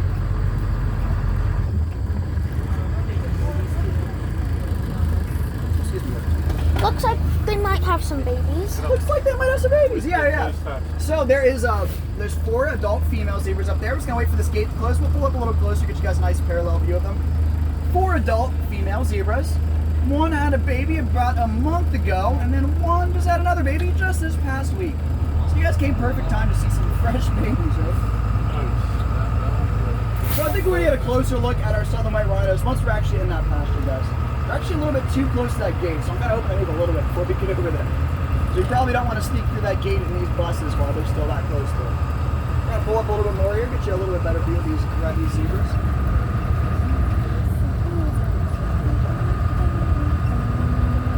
There's something. Little stripe underneath. Say they're striped on the back, but it's not very good. So yeah, now you can see that littlest one. So, I don't want to get up. Yeah, you want to stand up, guys? Yep. So Grevy zebras, they are technically not black and white. They're considered brown and white. You can kind of see that brown come through a little bit better on the little ones. Seems like they get a little bit darker as they get older. Yeah. There's a few theories Pretty as to cool, why huh? zebras have their stripes. One is that it actually works as a good camouflage. Well- These vertical black stripes can blend in with the tops of grasses or reeds while they're in the tall grass. Another theory is confusion camouflage. Especially when they're in a group together, those colors can mesh together to make a predator think it's one big animal that they don't want to mess with. Another theory is that it works as a natural bug repellent. They have tested this theory. They took some cows and horses as a control group, leaving them their natural color. Then another group where they painted with white and black stripes. And that group that got painted got a lot less bugs on them, Joe. Pretty cool. There was an old theory, it's been slightly disproven, that it can work as a natural air conditioner too. So the idea is that the black stripes are pulling in sunlight while the white stripes are reflecting that sunlight. And those counteracting forces can kind of create air pockets on their fur, right? But that's been slightly disproven. I don't know what the method of disproving it was, but they're leaning towards that not being the case, and more so the other 3 theories I told you guys about. Possibly not fully disproven. Well, Upside down, rolling around. Oh, yeah, I'm gonna take a little dust bath, yeah. yeah, I've seen horses do that. But, me and my grandma were at a zoo a few weeks ago, and we saw some horses that had stripes on them. They Yeah. looked like they were bred with zebras. You sure they weren't okapis? Well, I It might have been okapis. Okapis look a little bit like they have some parts of them that are like a solid color like a horse, but they also have a little bit of stripes on them too. They're very interesting looking. But there are crossbreeds. I mean, there are zonkies, crossbreeding a zebra and a donkey, but I mean, you probably heard you don't want to crossbreed animals for one. Like a lot of them become sterile, right? They're not gonna pass on after that, like their genes, because it's almost like nature putting a stop to it. Like that's what's supposed to happen. Keep your Right, yeah, usually generally not good because it's kind of just like a theatrical thing that people, it's cool to see, but not great for the animals. Like I said, they're not going to breed after that, so no point in even crossbreeding. It's not doing any good for them, no.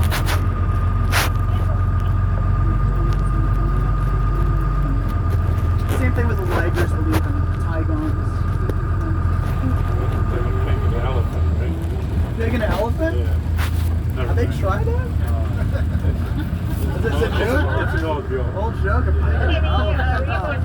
Okay, I'm like, poor memory, I'm kind of unlocking stuff. That sounds like something I've heard in the past, but I won't go into the details.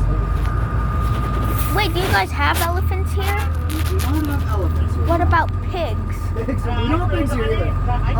I don't know, there might be endangered pigs somewhere around the world, but we try to keep endangered species here. Although, there are a couple of exceptions. Pigs can be dangerous. They'll eat anything.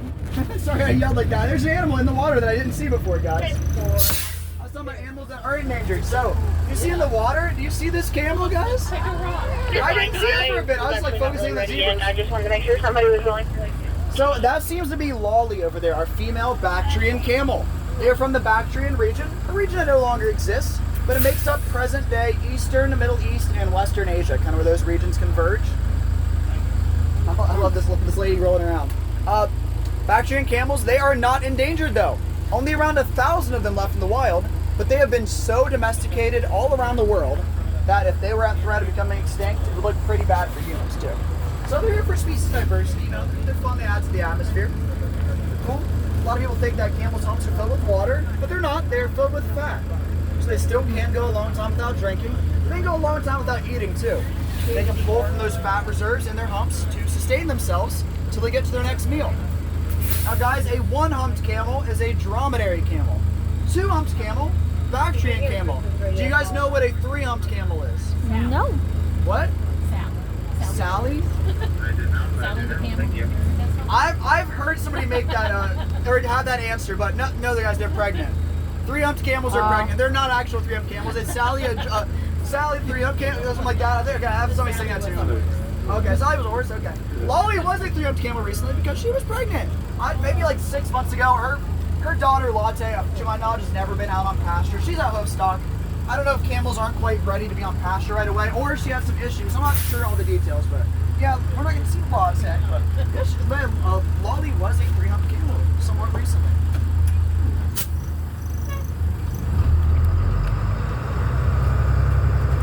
I have an idea of what the bus ahead of us is looking at, and I don't know if I'm looking forward to the place where they see them. No, it's going to be okay, as long as the other two are right about here. You guys, do you see something tall standing next to the road up here? Yes. We have our ostriches. I was just gonna say. From Africa, they are also not endangered, guys. Well, They're here for species diversity. Basically, a fancy way of saying that they're fun. People like having them around, right? Just one thing to say. Should they be up in a cage because they can be dangerous sometimes? Right. So the only reason ostriches can be really dangerous, like they can't do a lot with their mouths. We don't want them like pecking on us, right, guys? If they come up to the bus, we're gonna scoot in towards the middle a little bit. If they come up to our window, but they can do a lot of damage with their feet. If we see a good look at them, they kind of look like we can imagine a velociraptor looking at us. So yeah, they can be dangerous. From what I've seen, ours are pretty docile. But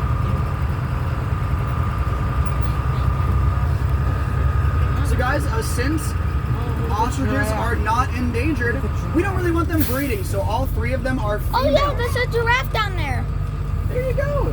See, I told you they might see one. So I'm going to list off the ostriches' names for you guys, all right? All ladies. We have that one, the other one, and Tracy.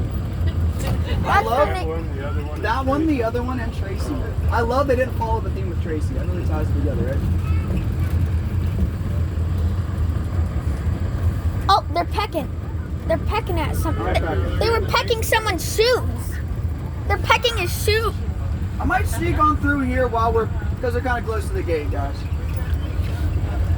Those things look like they want to attack us. He's got that surprise look on his face. So we can still see them from this hillside, but yeah, when they're this close to the gate, we kind of want to sneak on through while we have our chance, right? Because they're notorious for sneaking through the gates themselves. Trying to make break for it. Yeah, they do that, and of course, they're still in this pasture. What's Theo? Is Theo the Toys R Us giraffe or something? No, what's his name? Guys, Jeffrey, I think. We do have our giraffes here, guys. They are from Africa. They are threatened. They're not doing nearly as bad as a lot of the animals we have here. Around 100,000 giraffes left in the wild. But we have two species of giraffes here, guys. We have one reticulated giraffe, and then the others are Maasai giraffes. So once we get a good view of the other ones, we'll keep looking at our one over here. Kind of take them all in. I'm curious if anybody has a guess who the one reticulated is. Is his name Toys R Us? What about Toys R Us? Yeah, is that his name? Oh, no. Now, how long, are there any Toys R Us still around? I wonder, have you ever been to a Toys R Us? No. I thought maybe they closed down, maybe before your time. They're, what? They're gone, yeah. Long gone. Long gone? Okay. Toys R Us is extinct. Yeah, they shut down because none of the kids went there. You guys went there? I only went to Toys R Us. A lot of them just... A lot of kids just grew up. We're going to pause here by this one right here, and then we'll carry on and take a look at our other ones. They just grew up and, yeah. Is that person riding the giraffe? I don't think there's anybody riding a giraffe out here, to be honest. But does anyone ever ride a giraffe? I'm sure somewhere in the world somebody has tried to ride a giraffe. Okay. Yeah, my video will definitely... Can I sing Bring Me to Life by Evanescence? Is that... Like, I- give me an instructor. I want to get copyright. Are you like recording this whole time? Yes. Sorry. I think mine was bad enough that it wouldn't be copywritten, you know? Yeah, I'm pretty sure you're safe. Thanks, man. I appreciate you. I need that kind of support on there. You know, you're a fan of me, or prepping me up, popping me up, you know, whatever word. No, I'm just making sure you know that they won't be coming after you because they feel that Yeah, I can sleep tonight. I appreciate that, dude. Sing solo. Sing what? Solo.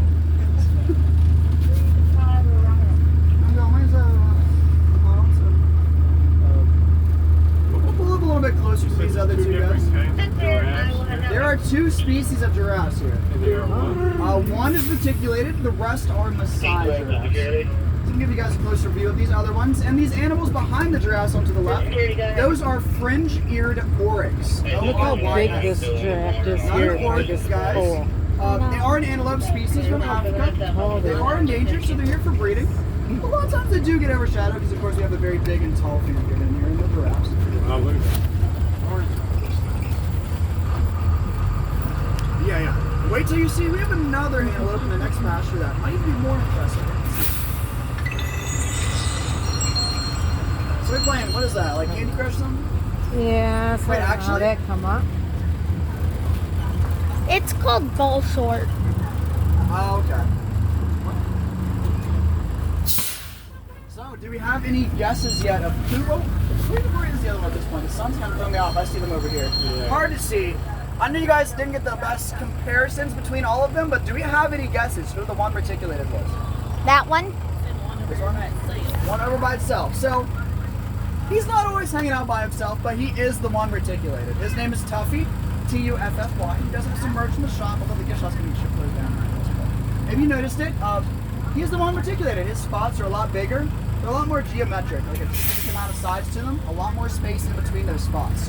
Whereas the Maasai giraffes, their spots are smaller, a lot more abstract. They almost look like oak leaves, and they're a lot closer together. Now, anatomically, they are very similar, although Maasai giraffes can generally get a bit taller than reticulated giraffes. That's the biggest difference is the spots, huh? Biggest difference in spots, for sure. Not too many other differences. Now, does anybody know how many vertebrae a giraffe has? A lot. A lot? Probably way less than you think, to be honest. Only like 7 or something. Only like 7? That's a good guess, because that is exactly right. 7. Same amount that humans have. Theirs are just a lot bigger, a lot longer. Speaking of a lot longer, as somebody mentioned their tongues earlier, they have 18-inch long purple tongues. And he also mentioned that they are purple to prevent them from getting sunburned. That's exactly correct. Well, that's his theory, guys. That was me. I know. You're the only one I talking said you were about it. monitoring me to steal my facts. Okay, just so you know, my name is Gunner. Gunner? Yeah. Oh, I'm looking after you, dude. I'm watching you. No, I'm just kidding. But yeah, giraffes, they also have these, you see their ears on the side of their head, right? And they have these things on top of their head, too. Those are neither antlers nor horns. They are similar to horns, but they are their own thing. They are called ossicones. They are a bony protrusion out of their skull that is fully covered by skin and hair.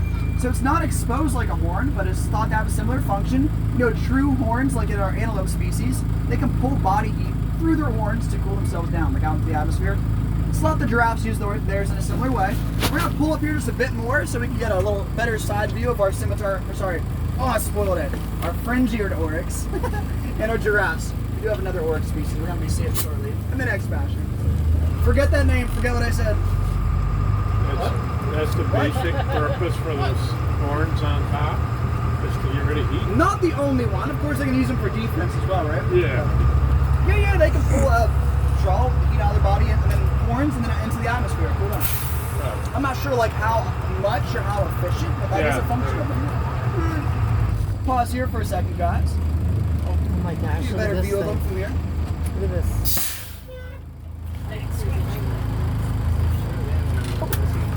Now we say true horns. Honestly, I don't know. I have to look this up. I don't know if like cattle's horns are Ooh, he's coming in. considered true horns. That one's horns are. That is the scimitar horned oryx that I spoiled a second ago.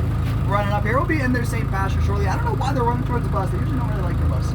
But an example of a not true horn If they it's a don't like rhino's the horn. bus, then they're just gonna try to smack it with their horn. Well, I don't think they were like mad at the bus. They just like to keep their distance. But I don't know why they're Oh, look at that. out there. You've got some. You guys know you can pass you, right? I'm in it right now. Check what you can get.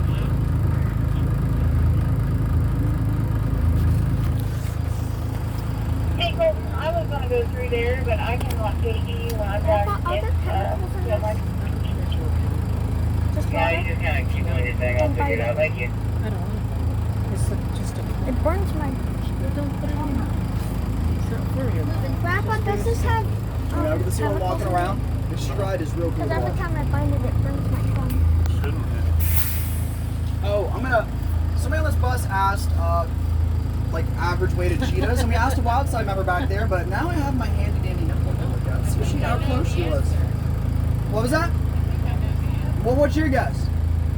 Oh, I was there for it. You were there. Okay. Well, she said around not much over 120 or so. Let's see what my handy dandy notebook says, which isn't like a cheetah. Average weight 46 to 158. So it seems like average of 120 was a good guess, you know? But it seems like they can get a little bit larger than that. And a good bit smaller as well. But yeah, that was a good guess, like on the spot, right? That was fate. That answered you back there.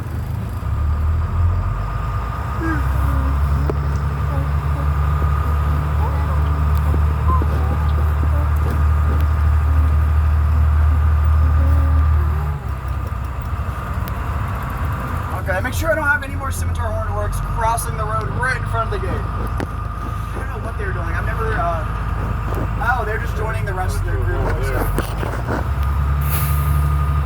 Maybe just so happened the timing of the bus in front of me kind of cut them off. They're like, well, I don't want to get over there. Well, guys, we got a lot of Canada geese in the left. You know you guys are missing them. I'm going to wait for this gate to close. I might pull up a little bit more to get you guys a better parallel view of them. There's some down the hillside as well, but like I spoiled it earlier, these are our scimitar horned oryx. So another antelope species from Africa. They are endangered. There are actually none of them left in the wild, just like our Paradavus deer. I'll pull up just a tad bit more for you guys.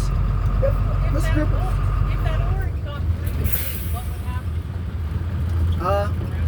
I get fired. No, I'm kidding. No, I mean, like with the other animals, like. In that enclosure, that pasture, I don't know. There might be some tensions with the other oryx species, possibly. That pasture seems pretty laid back though, so I think it might be all right. From what I've heard, the Przewalskis seem to cause a lot of issues. You really don't want them getting through other gates. Probably the rhinos too. They're probably a little bit harder to round up. But I don't care. But yeah, I mean, realistically, I'd be radioing animal management, and then I'd be like, I'm so sorry. Then I have to like round them up some way, you know, and get them where they're supposed to be. But if they are, usually that's why I'm looking out. If I see them too close to a gate, like I saw the rhinos over here, I would be radioing to dispatch saying, hey, I don't feel comfortable going through this gate. I might need help from animal management. And then we'd wait, we'd be stuck for a little bit while they come over. Then you get to see them do their thing and move them away, right? So it's never too bad. I had a little bit of roadblock earlier with Lolly, and we didn't see Brutus, the male camel, but yeah, Lolly and Brutus, they can be a little bit of nuisances as well by the gate. They'll try to. What is this compound here? Is This one of the compound camps, right is here, it? yes. So that is called Outpost. It's a place you guys can spend the night. As you can see, it looks like there's some guests spending their night there tonight. And yes, you'd be right on pasture with these animals. As you can see, Scimitar horned oryx are right in their backyard. That's where they camp. And you have this is the same pasture those southern white rhinos are in too. So you can also have them in your backyard, which there's a couple of them on this hillside up here as well. Wait, so We saw most of them over on the. We'll see where they are when we go on the curve. Do they have more compounds like this around, or is this? This is like the only one on pasture. Oh. There are a lot of other different types of places you can spend the night. Yeah, Outpost is the only place on pasture. Okay. I think they call it Wild Nights. It's like the activities name, right? So guys, Scimitar horned oryx. I'm gonna pull out a bit more because there are some younger ones there. I think they might be a little over 3 months old now. So not babies, but still younger. Some years back, our animal management team took a trip out to Africa, specifically the country of Chad, and they were able to release 3 of our female scimitar horned oryx on a wildlife reserve out there. They went on to have children and grandchildren. So that's awesome. Animals that were born and grew up here in Ohio at the wilds gained the skills necessary out here to thrive back in their home region. That's awesome. We got the rhinos up above there. Yeah, we got the rhinos on top of the hill. Which I think we're going to have a closer look at the rest of them. We saw them along the fence line from the pasture with the zebras. So we'll see if they're still around there. If we got a good view of them from the other side of this pasture, where that kind of road takes around over there. By that big, guys, I didn't tell you this. Have you noticed these around where the rhinos, the pastures they're in, these enormous piles of poop? Have you noticed any of those? Yes. I see a few, but if you see them, guys, rhinos, they have very poor eyesight. If you held your arm straight out like this, kind of cupped your hand, that's about how far rhinos can make things out clearly. The rest of their senses are reliant on their hearing and their sense of smell.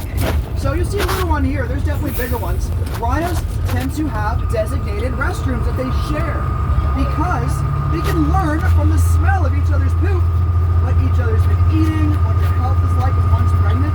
It's kind of their way of staying in touch. It's their social media. I like to call it poop tube. Poop tube. Like YouTube, right? But there is an official name for it. We call it midden. M-I-D-D-E-N. But both rhino species have that same behavior. See, the big ones right here. The greater one-horns, we kind of skipped over it because we were trying to look at the actual animals, which I prefer, you know. But the greater one-horns have an enormous pile of midden. You didn't quite see. Their piles of poop. I know. Right? I've had guess like kind of. We don't have actual dinosaurs here, but rhinos kind of resemble a triceratops. See, not the best view right here. But I mean, it looks cool with the sun, right? It's hard to Yeah, make it right. out. Got the silhouette. A rhino might just be an actual dinosaur that lived. So I think the only dinosaurs that have survived are now birds, but not all birds were dinosaurs. They were kind of like different species that are no longer around. But yeah, I don't think any other species of animals were dinosaurs other than birds, right? The descendants. See him up there, 2 of them. Kind of hard to make them out. You see Yeah, I don't know how the see pictures the As long as- silhouettes on top. When you zoom in, it's really easy. Yeah.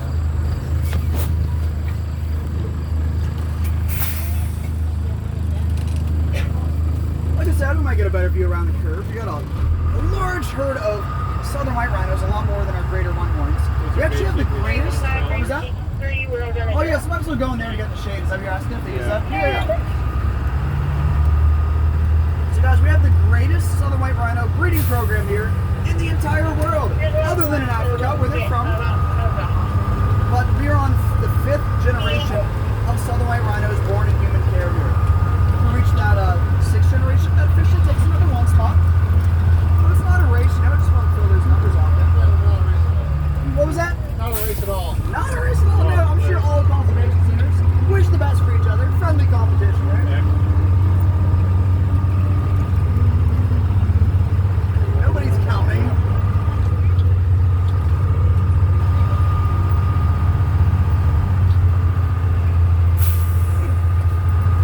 Oh, there's a lot of animals.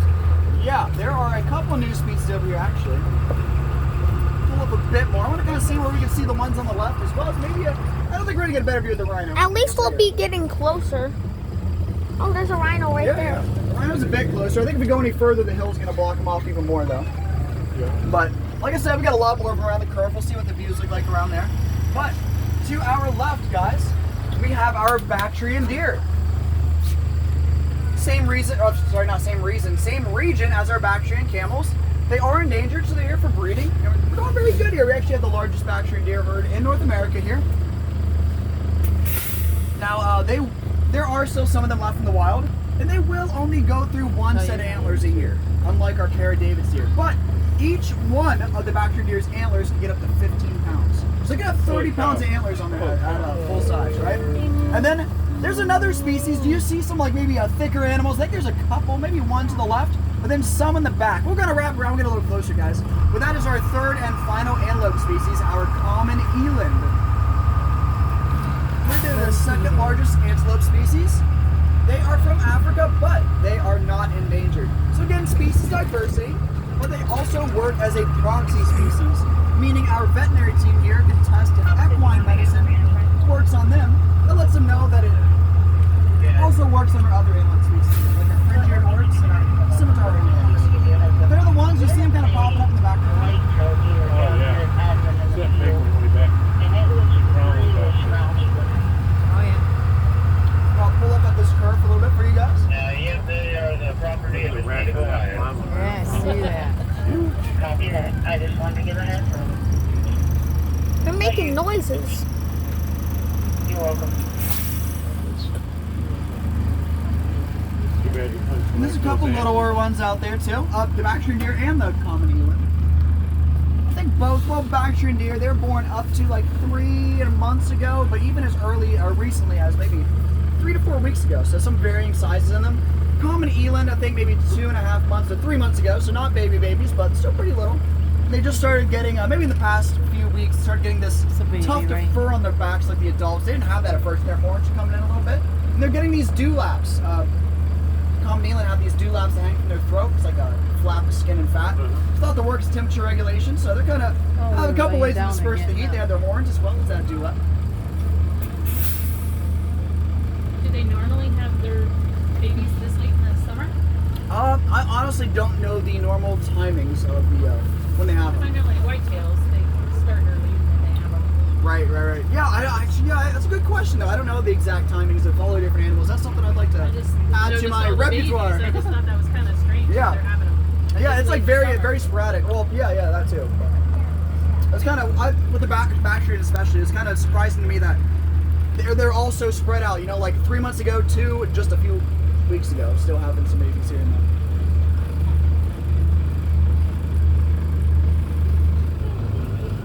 We'll continue on around this curve. See what it's looking like over here at the Southern White Rhino. See what they're up to.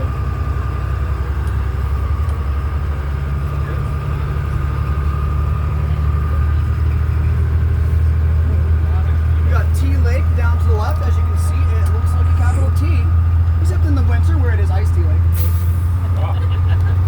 Oh, thank you guys. Up to you. I've been loving Ice T. Right? Yeah, I will. Well, I have Monday off. Other than that, yes. Yeah, I could go for an Ice T Lake. It sounds kind of nice. Long Island. Long Island, they're fine, yeah. I think a lot of Long Islands, they don't actually have any tea in there. Just eliminate. Yeah, Are you exiting after I think I like with some or are tea you in coming back to there. your pasture? Here they go. Yeah, planning on ending a driveway on International. Okay, I think I might have found some Southern White Rhinos for you guys. Yeah. Kristen, you'll probably be the only one going to the ED.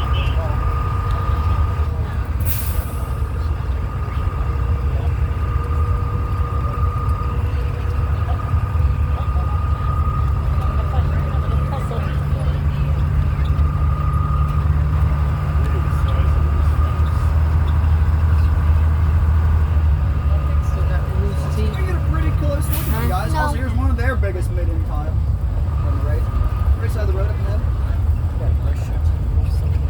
Community compost. Those are too old. Mine are Still your baby.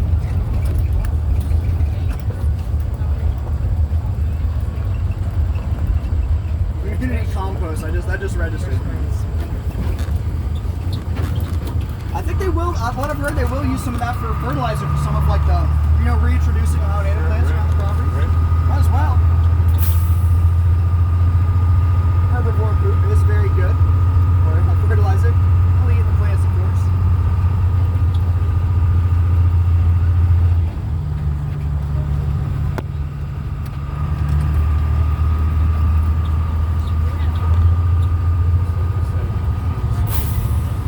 My hand's been like this the entire time.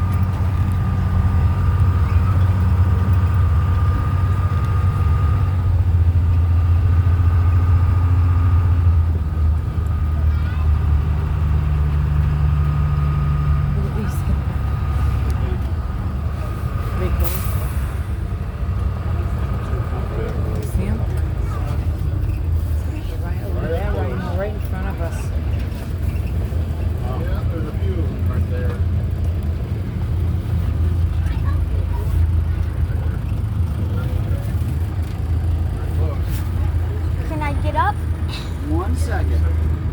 Here we go. Yes, you can stand up. Oh, there's some. Be careful, man. Stand right here so I can get a picture of you with the rhinos behind you. Why? I don't want to get As it. you can see, the Sonomite rhinos don't have that extra layer of armor on them. They still have very thick skin, though. They have big butts. Yeah, they can't lie about that. So guys, Southern White Rhinos, they have very thick neck muscles on the back of their neck to keep their head at the perfect level for grazing on those grasses. Kind of working as a weed eater. But because they are designed to keep their head low, they are not good swimmers. They would not be able to keep their head out of the water. They wouldn't be able to breathe, right? So they really got to stay cool by rolling around those mud puddles. As you can see, they've been doing that, right? They're kind of utilizing that natural layer of sunscreen. They don't have any sort of a one ornament in them because they don't have one horn. They have a large one front, small one behind it. And I've talked about their horns, about how they're not a true horn ring. So hasn't happened too often, but in the past there has been an instance where they've gotten a fight with each other and a piece of one's horn breaks off. There's been a time where we have donated that piece of horn to the people that train drug or bomb sniffing dogs, so they can learn that scent. When they're at the airport, they can sniff out poachers trying to traffic those horns. So very cool. That's pretty cool. Yeah. Some people think that rhinos' horns have some sort of medicinal benefits, but rhinos' horns are made out of keratin. That is the same material that our hair and fingernails are made out of. So you would get the same health benefits from chewing on your fingernails, guys, as you would a rhino horn. So, guys, I'm a nail biter. I can attest. No health benefits from that. Really gotta put that for. Except for what? Sore fingers. Yeah. That's not a benefit, though. What was that? That's not a benefit, though. Not a benefit? No. It is a detriment. You only get health detriments from keratin. Well, yeah, you know what I mean. All my stuff is sent. Now, Southern White Rhinos, they have very wide lower lips to be able to shovel in as much grass as possible. They could eat up to 100 pounds of grass a day. Now, ours don't, because they are supplemented with other food. But in the wild, they certainly could. These rhinos can get up to the 6,000 pound range. Guys, that's 3 tons. So even larger than our greater one-horn rhinos. Now guys, rhinos, they are distantly related to horses. So they do share some similarities with horses. One is in lifespan. Rhinos and horses can live 30 to 40 years I old. would definitely. One is in speed. I told you greater one-horns 30 to 40 Yeah, but miles they per hour. don't want you to do that. I mentioned that. Some of the white rhinos, I've heard they're a little bit slower, but still in the 30 miles per hour range. Also, with all that weight, rhinos walk on their toes, guys. They do. Yeah. So their skeletal structure's kind of set up like this. 5 fingertips being their toes making contact with the ground. Now there is a spongy cartilage cushioning their toes, but their actual skeletal structure is their toes making contact with the ground first. Same way that a horse is set up.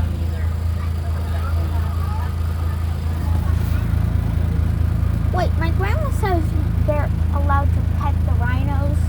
Not on the open air. I don't think they're allowed in the wild side of either. What I've heard, I think we have like a rhino barn tour in the winter, and maybe you get to it. But, yeah. I don't believe on any of the actual tours that go out on pasture. So are they friendly at all? I mean, you're Oh, definitely that not. looks like it's a little baby there because look. I think like any ones you see smaller, I think they're also like maybe around the 2-year-old range or a little over. Yeah, because look at that one to Yeah, the size definitely of some that. smaller ones for sure. Remember, not as small, nowhere near as small as Ronini's daughter we saw back there. So, no newborn, none born this year, at least not on pasture. I'm not sure what all is going on with all specifics in post stock, but yeah, that one's got a massive one. Yeah. You barely see their eyes. I still saw their eyes. Barely see. Remember, they can't see. Barely in front of them. Yeah, because their eyes are on the side of the head. Wait, I got one thing to say. Is it hard for them to see because their eyes are on their side? I don't think that's the case in particular. I'm sure it makes it different. There's a lot of animals that have better eyesight with their eyes more on the side of their head, but I think they just have generally a poor eyesight. I'm not sure like why they're designed that way or like a certain purpose, but I don't think that's the exact case. It might have a little bit to do with it. So where's the water at? They came Water. down from Yeah, I down mean, there. Yeah, I mean they could they go to look Tea wet. Lake, but like I said, they don't really. I've never seen them in the water. Now Tea Lake's not too deep, but remember they're not great swimmers. Their head stays low. They wouldn't be able to breathe like if the water's too deep, right? So that's why they like to roll down these mud puddles. As you can see, they got a lot of it caked on there, you know. So that's how they're cooling down. They still can't sweat, so yeah, worth them to stay cool. But at least drinking water, they might drink out of that. I haven't seen them do it, but there are watering holes spread around. If you've seen these kind of like stone, kind of gravestone shaped things, that's where fresh water is provided to the animals. Our animals are free to drink from whatever water they'd like. They are provided fresh water if they'd like that. Same thing with eating. Our animals can graze, forage, or whatever they'd like. As you can see right now, we've got a lot of them grazing right now, but they are supplemented with other food.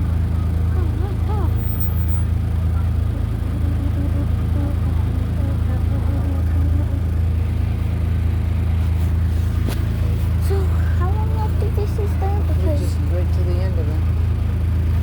This is about it.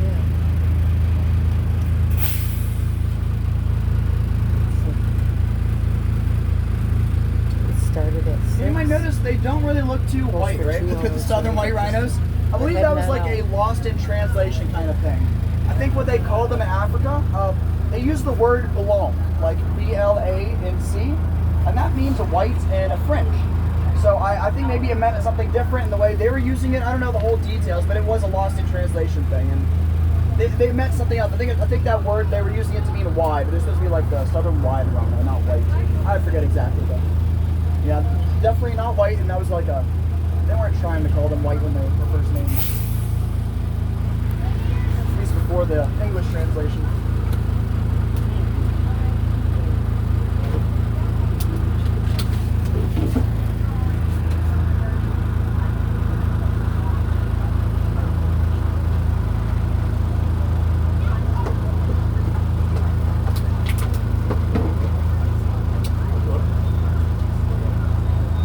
Guys, I might follow Chris on through this gate right here.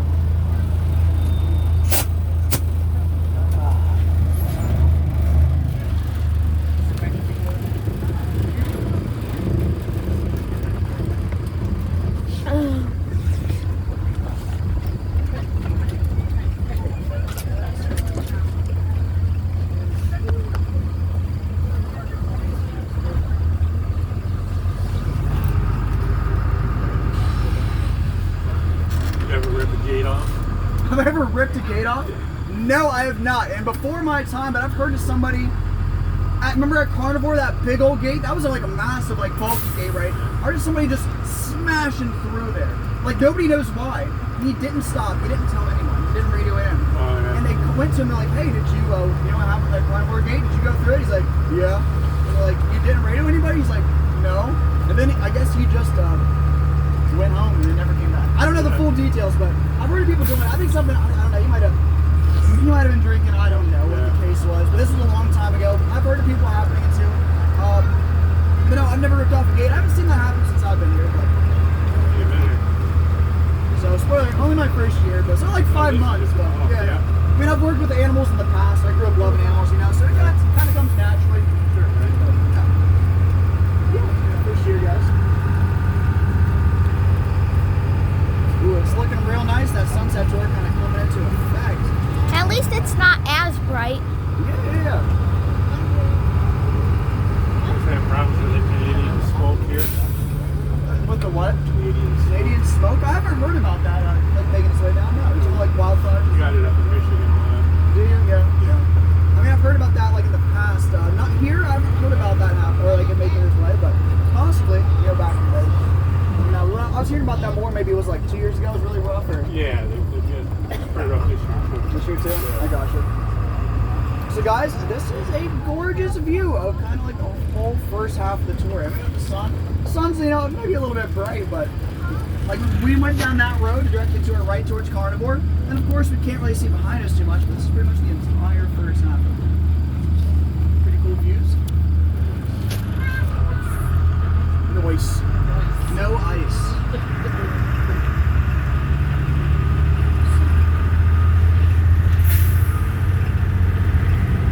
Right here, a little scratching post on the left, or Shavalski's like he was a lot.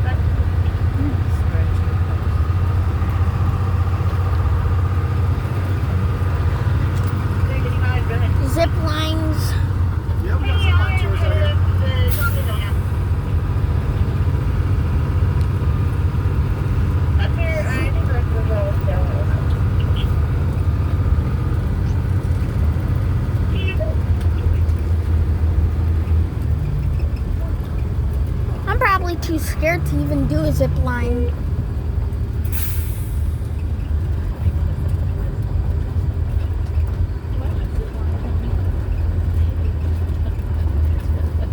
Safari 3 to the visitor base.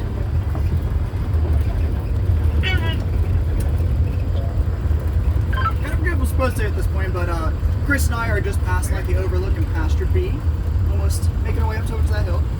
Yeah, I think I see the building up there.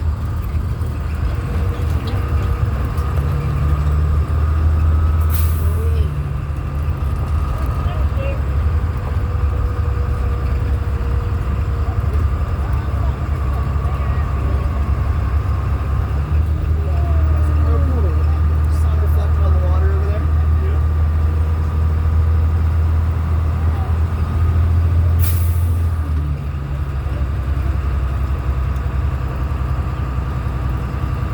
Don't forget that. I won't. Well done. There's where you guys had your dinner out back, the Overlook Center. Oh, yeah. Named the Overlook. Well, you probably noticed it, that deck out back, give you a nice overlook of where we are right now. And here's another one of those places you guys can book and spend the night. I'm seeing people scattered around all over the place. I see some on the furthest one on the right. I see somebody at that main deck in the middle, and they'll have a campfire. But that is called Nomad Ridge. They are Mongolian-style yurts, but Nomad Ridge is $2,100. They serve drinks there. But there are other yurts around the property for everyone. But if you spend the night at any of our places, our donkey species, our Persian onagers, will make you guys waffles in the mornings. It's a little, if you watch Shrek, a little joke. Oh, yeah. Oh Good yeah. morning, I'm making waffles. Wait, can I tell you something Yeah, about what's up? the Shrek movie? Donkey. There was a model. He was a model of a real donkey. Oh, really? Yeah, and Philip, right? Oh, seriously? Is that what you said? I don't remember, but all I know is he died. Oh, well, that's sad, but 21 years old. okay, you lived a pretty long life. Yeah, that was like 6 months ago he died. You want me to look it, or you want me to? No, you're right. That's a great idea. So, guys, you might have noticed it because we're starting to see things we already saw. Like, we could have saw Nomad Ridge when we first started, and So, yes, you want we're me right to now wrapping it back around to where we first saw this pair of Davis Yes, deer. alright. Because, guys, we did first begin the tour coming down that hill right there. So, That's fair, just over. unfortunately, we are towards the very end of the tour. Of course, we got our Canada geese back here too. But I do want to take the time to thank you guys for coming out and supporting us today. The money you guys spend on your tickets goes right back to all these animals out here and those conservation efforts that honestly stretch across the globe. And even just the public outreach, guys. Like, maybe you end up telling your friends about what you learned, and everybody develops even greater understanding and appreciation of why it's so important to preserve these species, right? I know, Like, I goes a saw long way it. too. So thank you guys so much for coming out and playing your part too. Thanks for having us. Of course, guys. You guys are awesome. I'm of course gonna get you guys to the top of that. I'm not gonna dump you off in the middle of pasture. Some of you probably wouldn't. Get out. Probably one of those cases I might get in trouble. Oh, we get a lot of our pair of David deer over here. Nice close view of this male too. Look at these guys. 357, 355. Of course, it's not long. Good. Hey, it's not too bad. Hey, I also made a told Colton we would lock gate A, but I'm probably gonna not recorded. So, do you mind locking that one? That's real beautiful. Those are the real beautiful ones. Nut rack. Yeah. The Bactrian deer definitely look a lot more beautiful in the antler department. But I think the Pair David's face is like really, really cool. You're gonna have like a very, I don't know what exactly it is, but it almost like a tear duct going down. Very distinct look for a deer. Yeah, the Bactrian deer's antlers grow a lot more vertical and symmetrical compared to the Pair David's deer, where they're a little bit more, a little bit off, asymmetric, and a little bit more horizontally growing. Well, if there'd be a retail market, that'd be hard to make happen to begin with. And then if I'm headed out of it right now. they weren't really structural. Yeah. You're not gonna have to make it anyway. I see what you mean.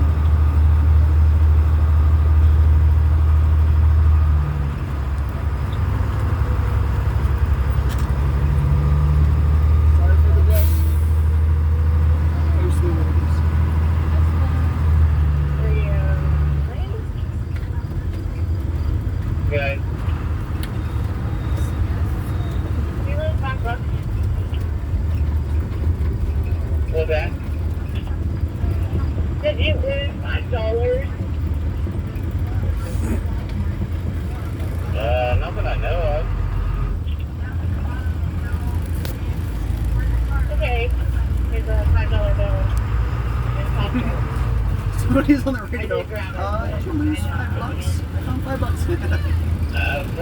Anybody lost $5? You might have found it. Yes. Yeah? Guys, I did the goodest deed a few weeks ago. I found a $50 bill and I turned it in. Humble brag, whatever. I was like, I looked at it and I thought about it and I'm like, I radioed it in. It's amazing. Because I knew which bucks. $50. Yeah. Well, they might still have it floating around the gift shop in an envelope, but they're closed for the day, so you have to come back another day.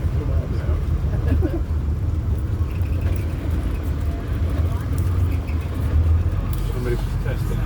Yeah. I passed. That depends on who was sent. Yeah. I don't know. I mean, I know which tour guide was giving the tour, but I don't know who all was on that bus. Maybe we could look back in the records. No, I don't think there's. Oh, there are records actually. They probably, I think they might. There probably would be a way to figure out who was on that one tour. I'd have to remember the exact date too, which I don't think I do.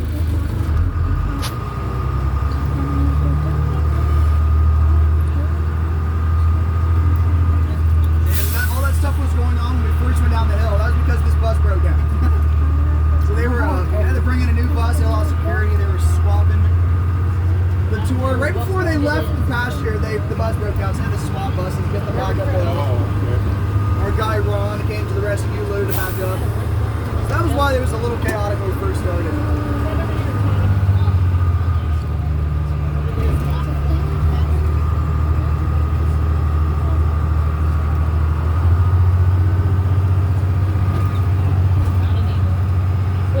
We got like full-time mechanics here. We have maintenance here as well as mechanics to make sure these buses stay in as best shape as they can, right? So they usually get them up and running really fast.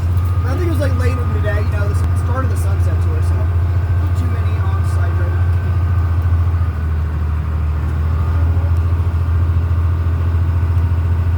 And our last animal of the tour, our domesticated horses. We do have a horseback riding tour out here. They don't take it on the pasture like we were right now, but they will take it around the perimeter.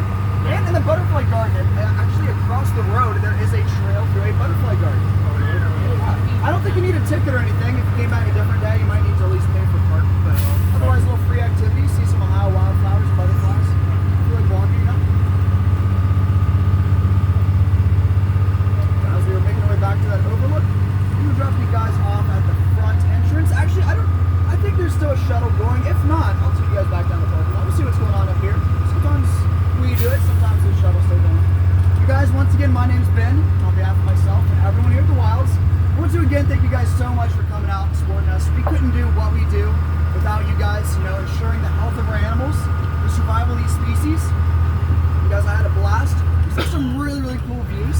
Of course, it's set up a little bit more that way on sunsets, you know, but I hope you guys had fun too. Maybe you learned a thing or two. Maybe we'll see you guys again someday. Thank you so much. Thank you, Ben. Thank you so much, guys. You guys are too sweet. Thank you. And thank you, sir, for fanning me throughout the tour. You kept me going.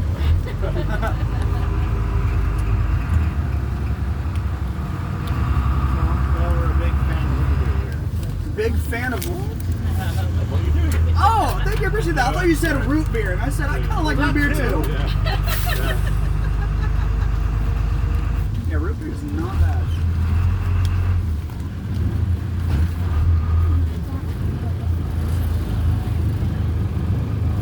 We just said that you would. Let me go find. Let me 1 second. Let me ask if we are taking you down or we. 1 second.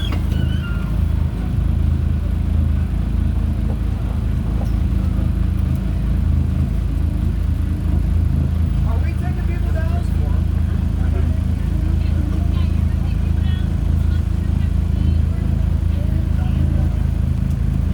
Okay. If you have any campgrounders or anybody that really uses the restroom, go ahead. Otherwise, I can take you down to the parking lot.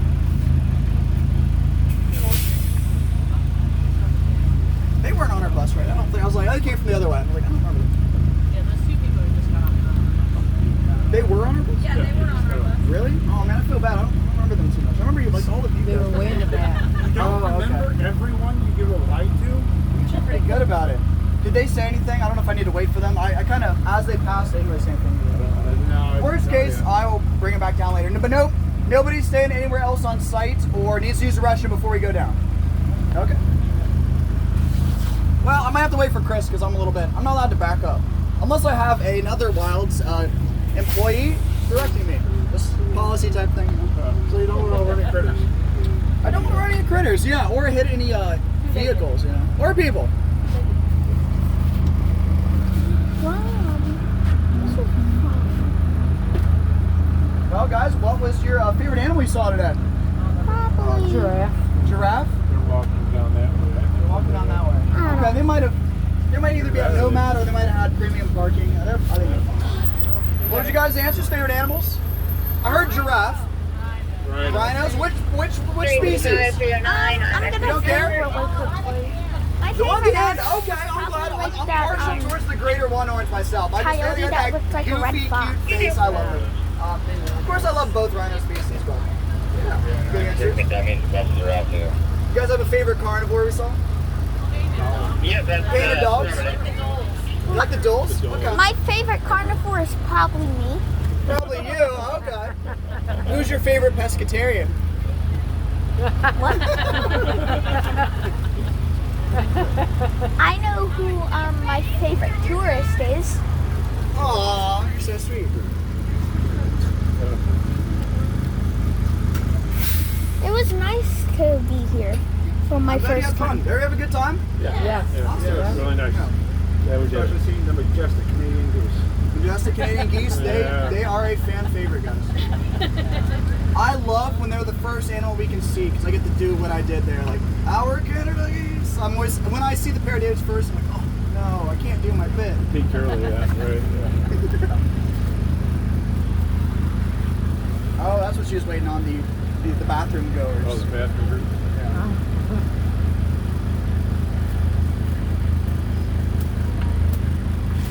How much battery have I got left? We got like 6. 6%? Okay. What's your YouTube tag? I'm gonna have to pull that up. Yeah. Do some promotion. You want to get on the mic and tell everybody? What? I mean, you can if you want, but Tell what up it to is. you. Get some views. Yeah. Tell what it is. We have a guest that wants to tell their YouTube channel. If he's okay, if you, I don't want to put you on the spot, but I don't know. you don't know. Okay, that's all right. No worries. But the mic's always here. Best of luck when you do now. Yeah. I never done that before. Oh. Never too late to Time start. for everything. Yeah. We did some tie-dyeing the other day and posted an hour show. Been out yet? Yeah. I have this one video that just got me a lot of subscribers. Yeah. Very cool. Yeah. You're starting early. That's good. Yeah. I probably I mean, even if it's started. not a career, I mean, a lot of people do it for a hobby too. You know, it's fun. Like if you like to, you know, show your passions and find other people that are interested in it, right? Yeah, I probably started a year ago. Mm-hmm. Yeah. My first video was with my chickens and rabbits. Okay.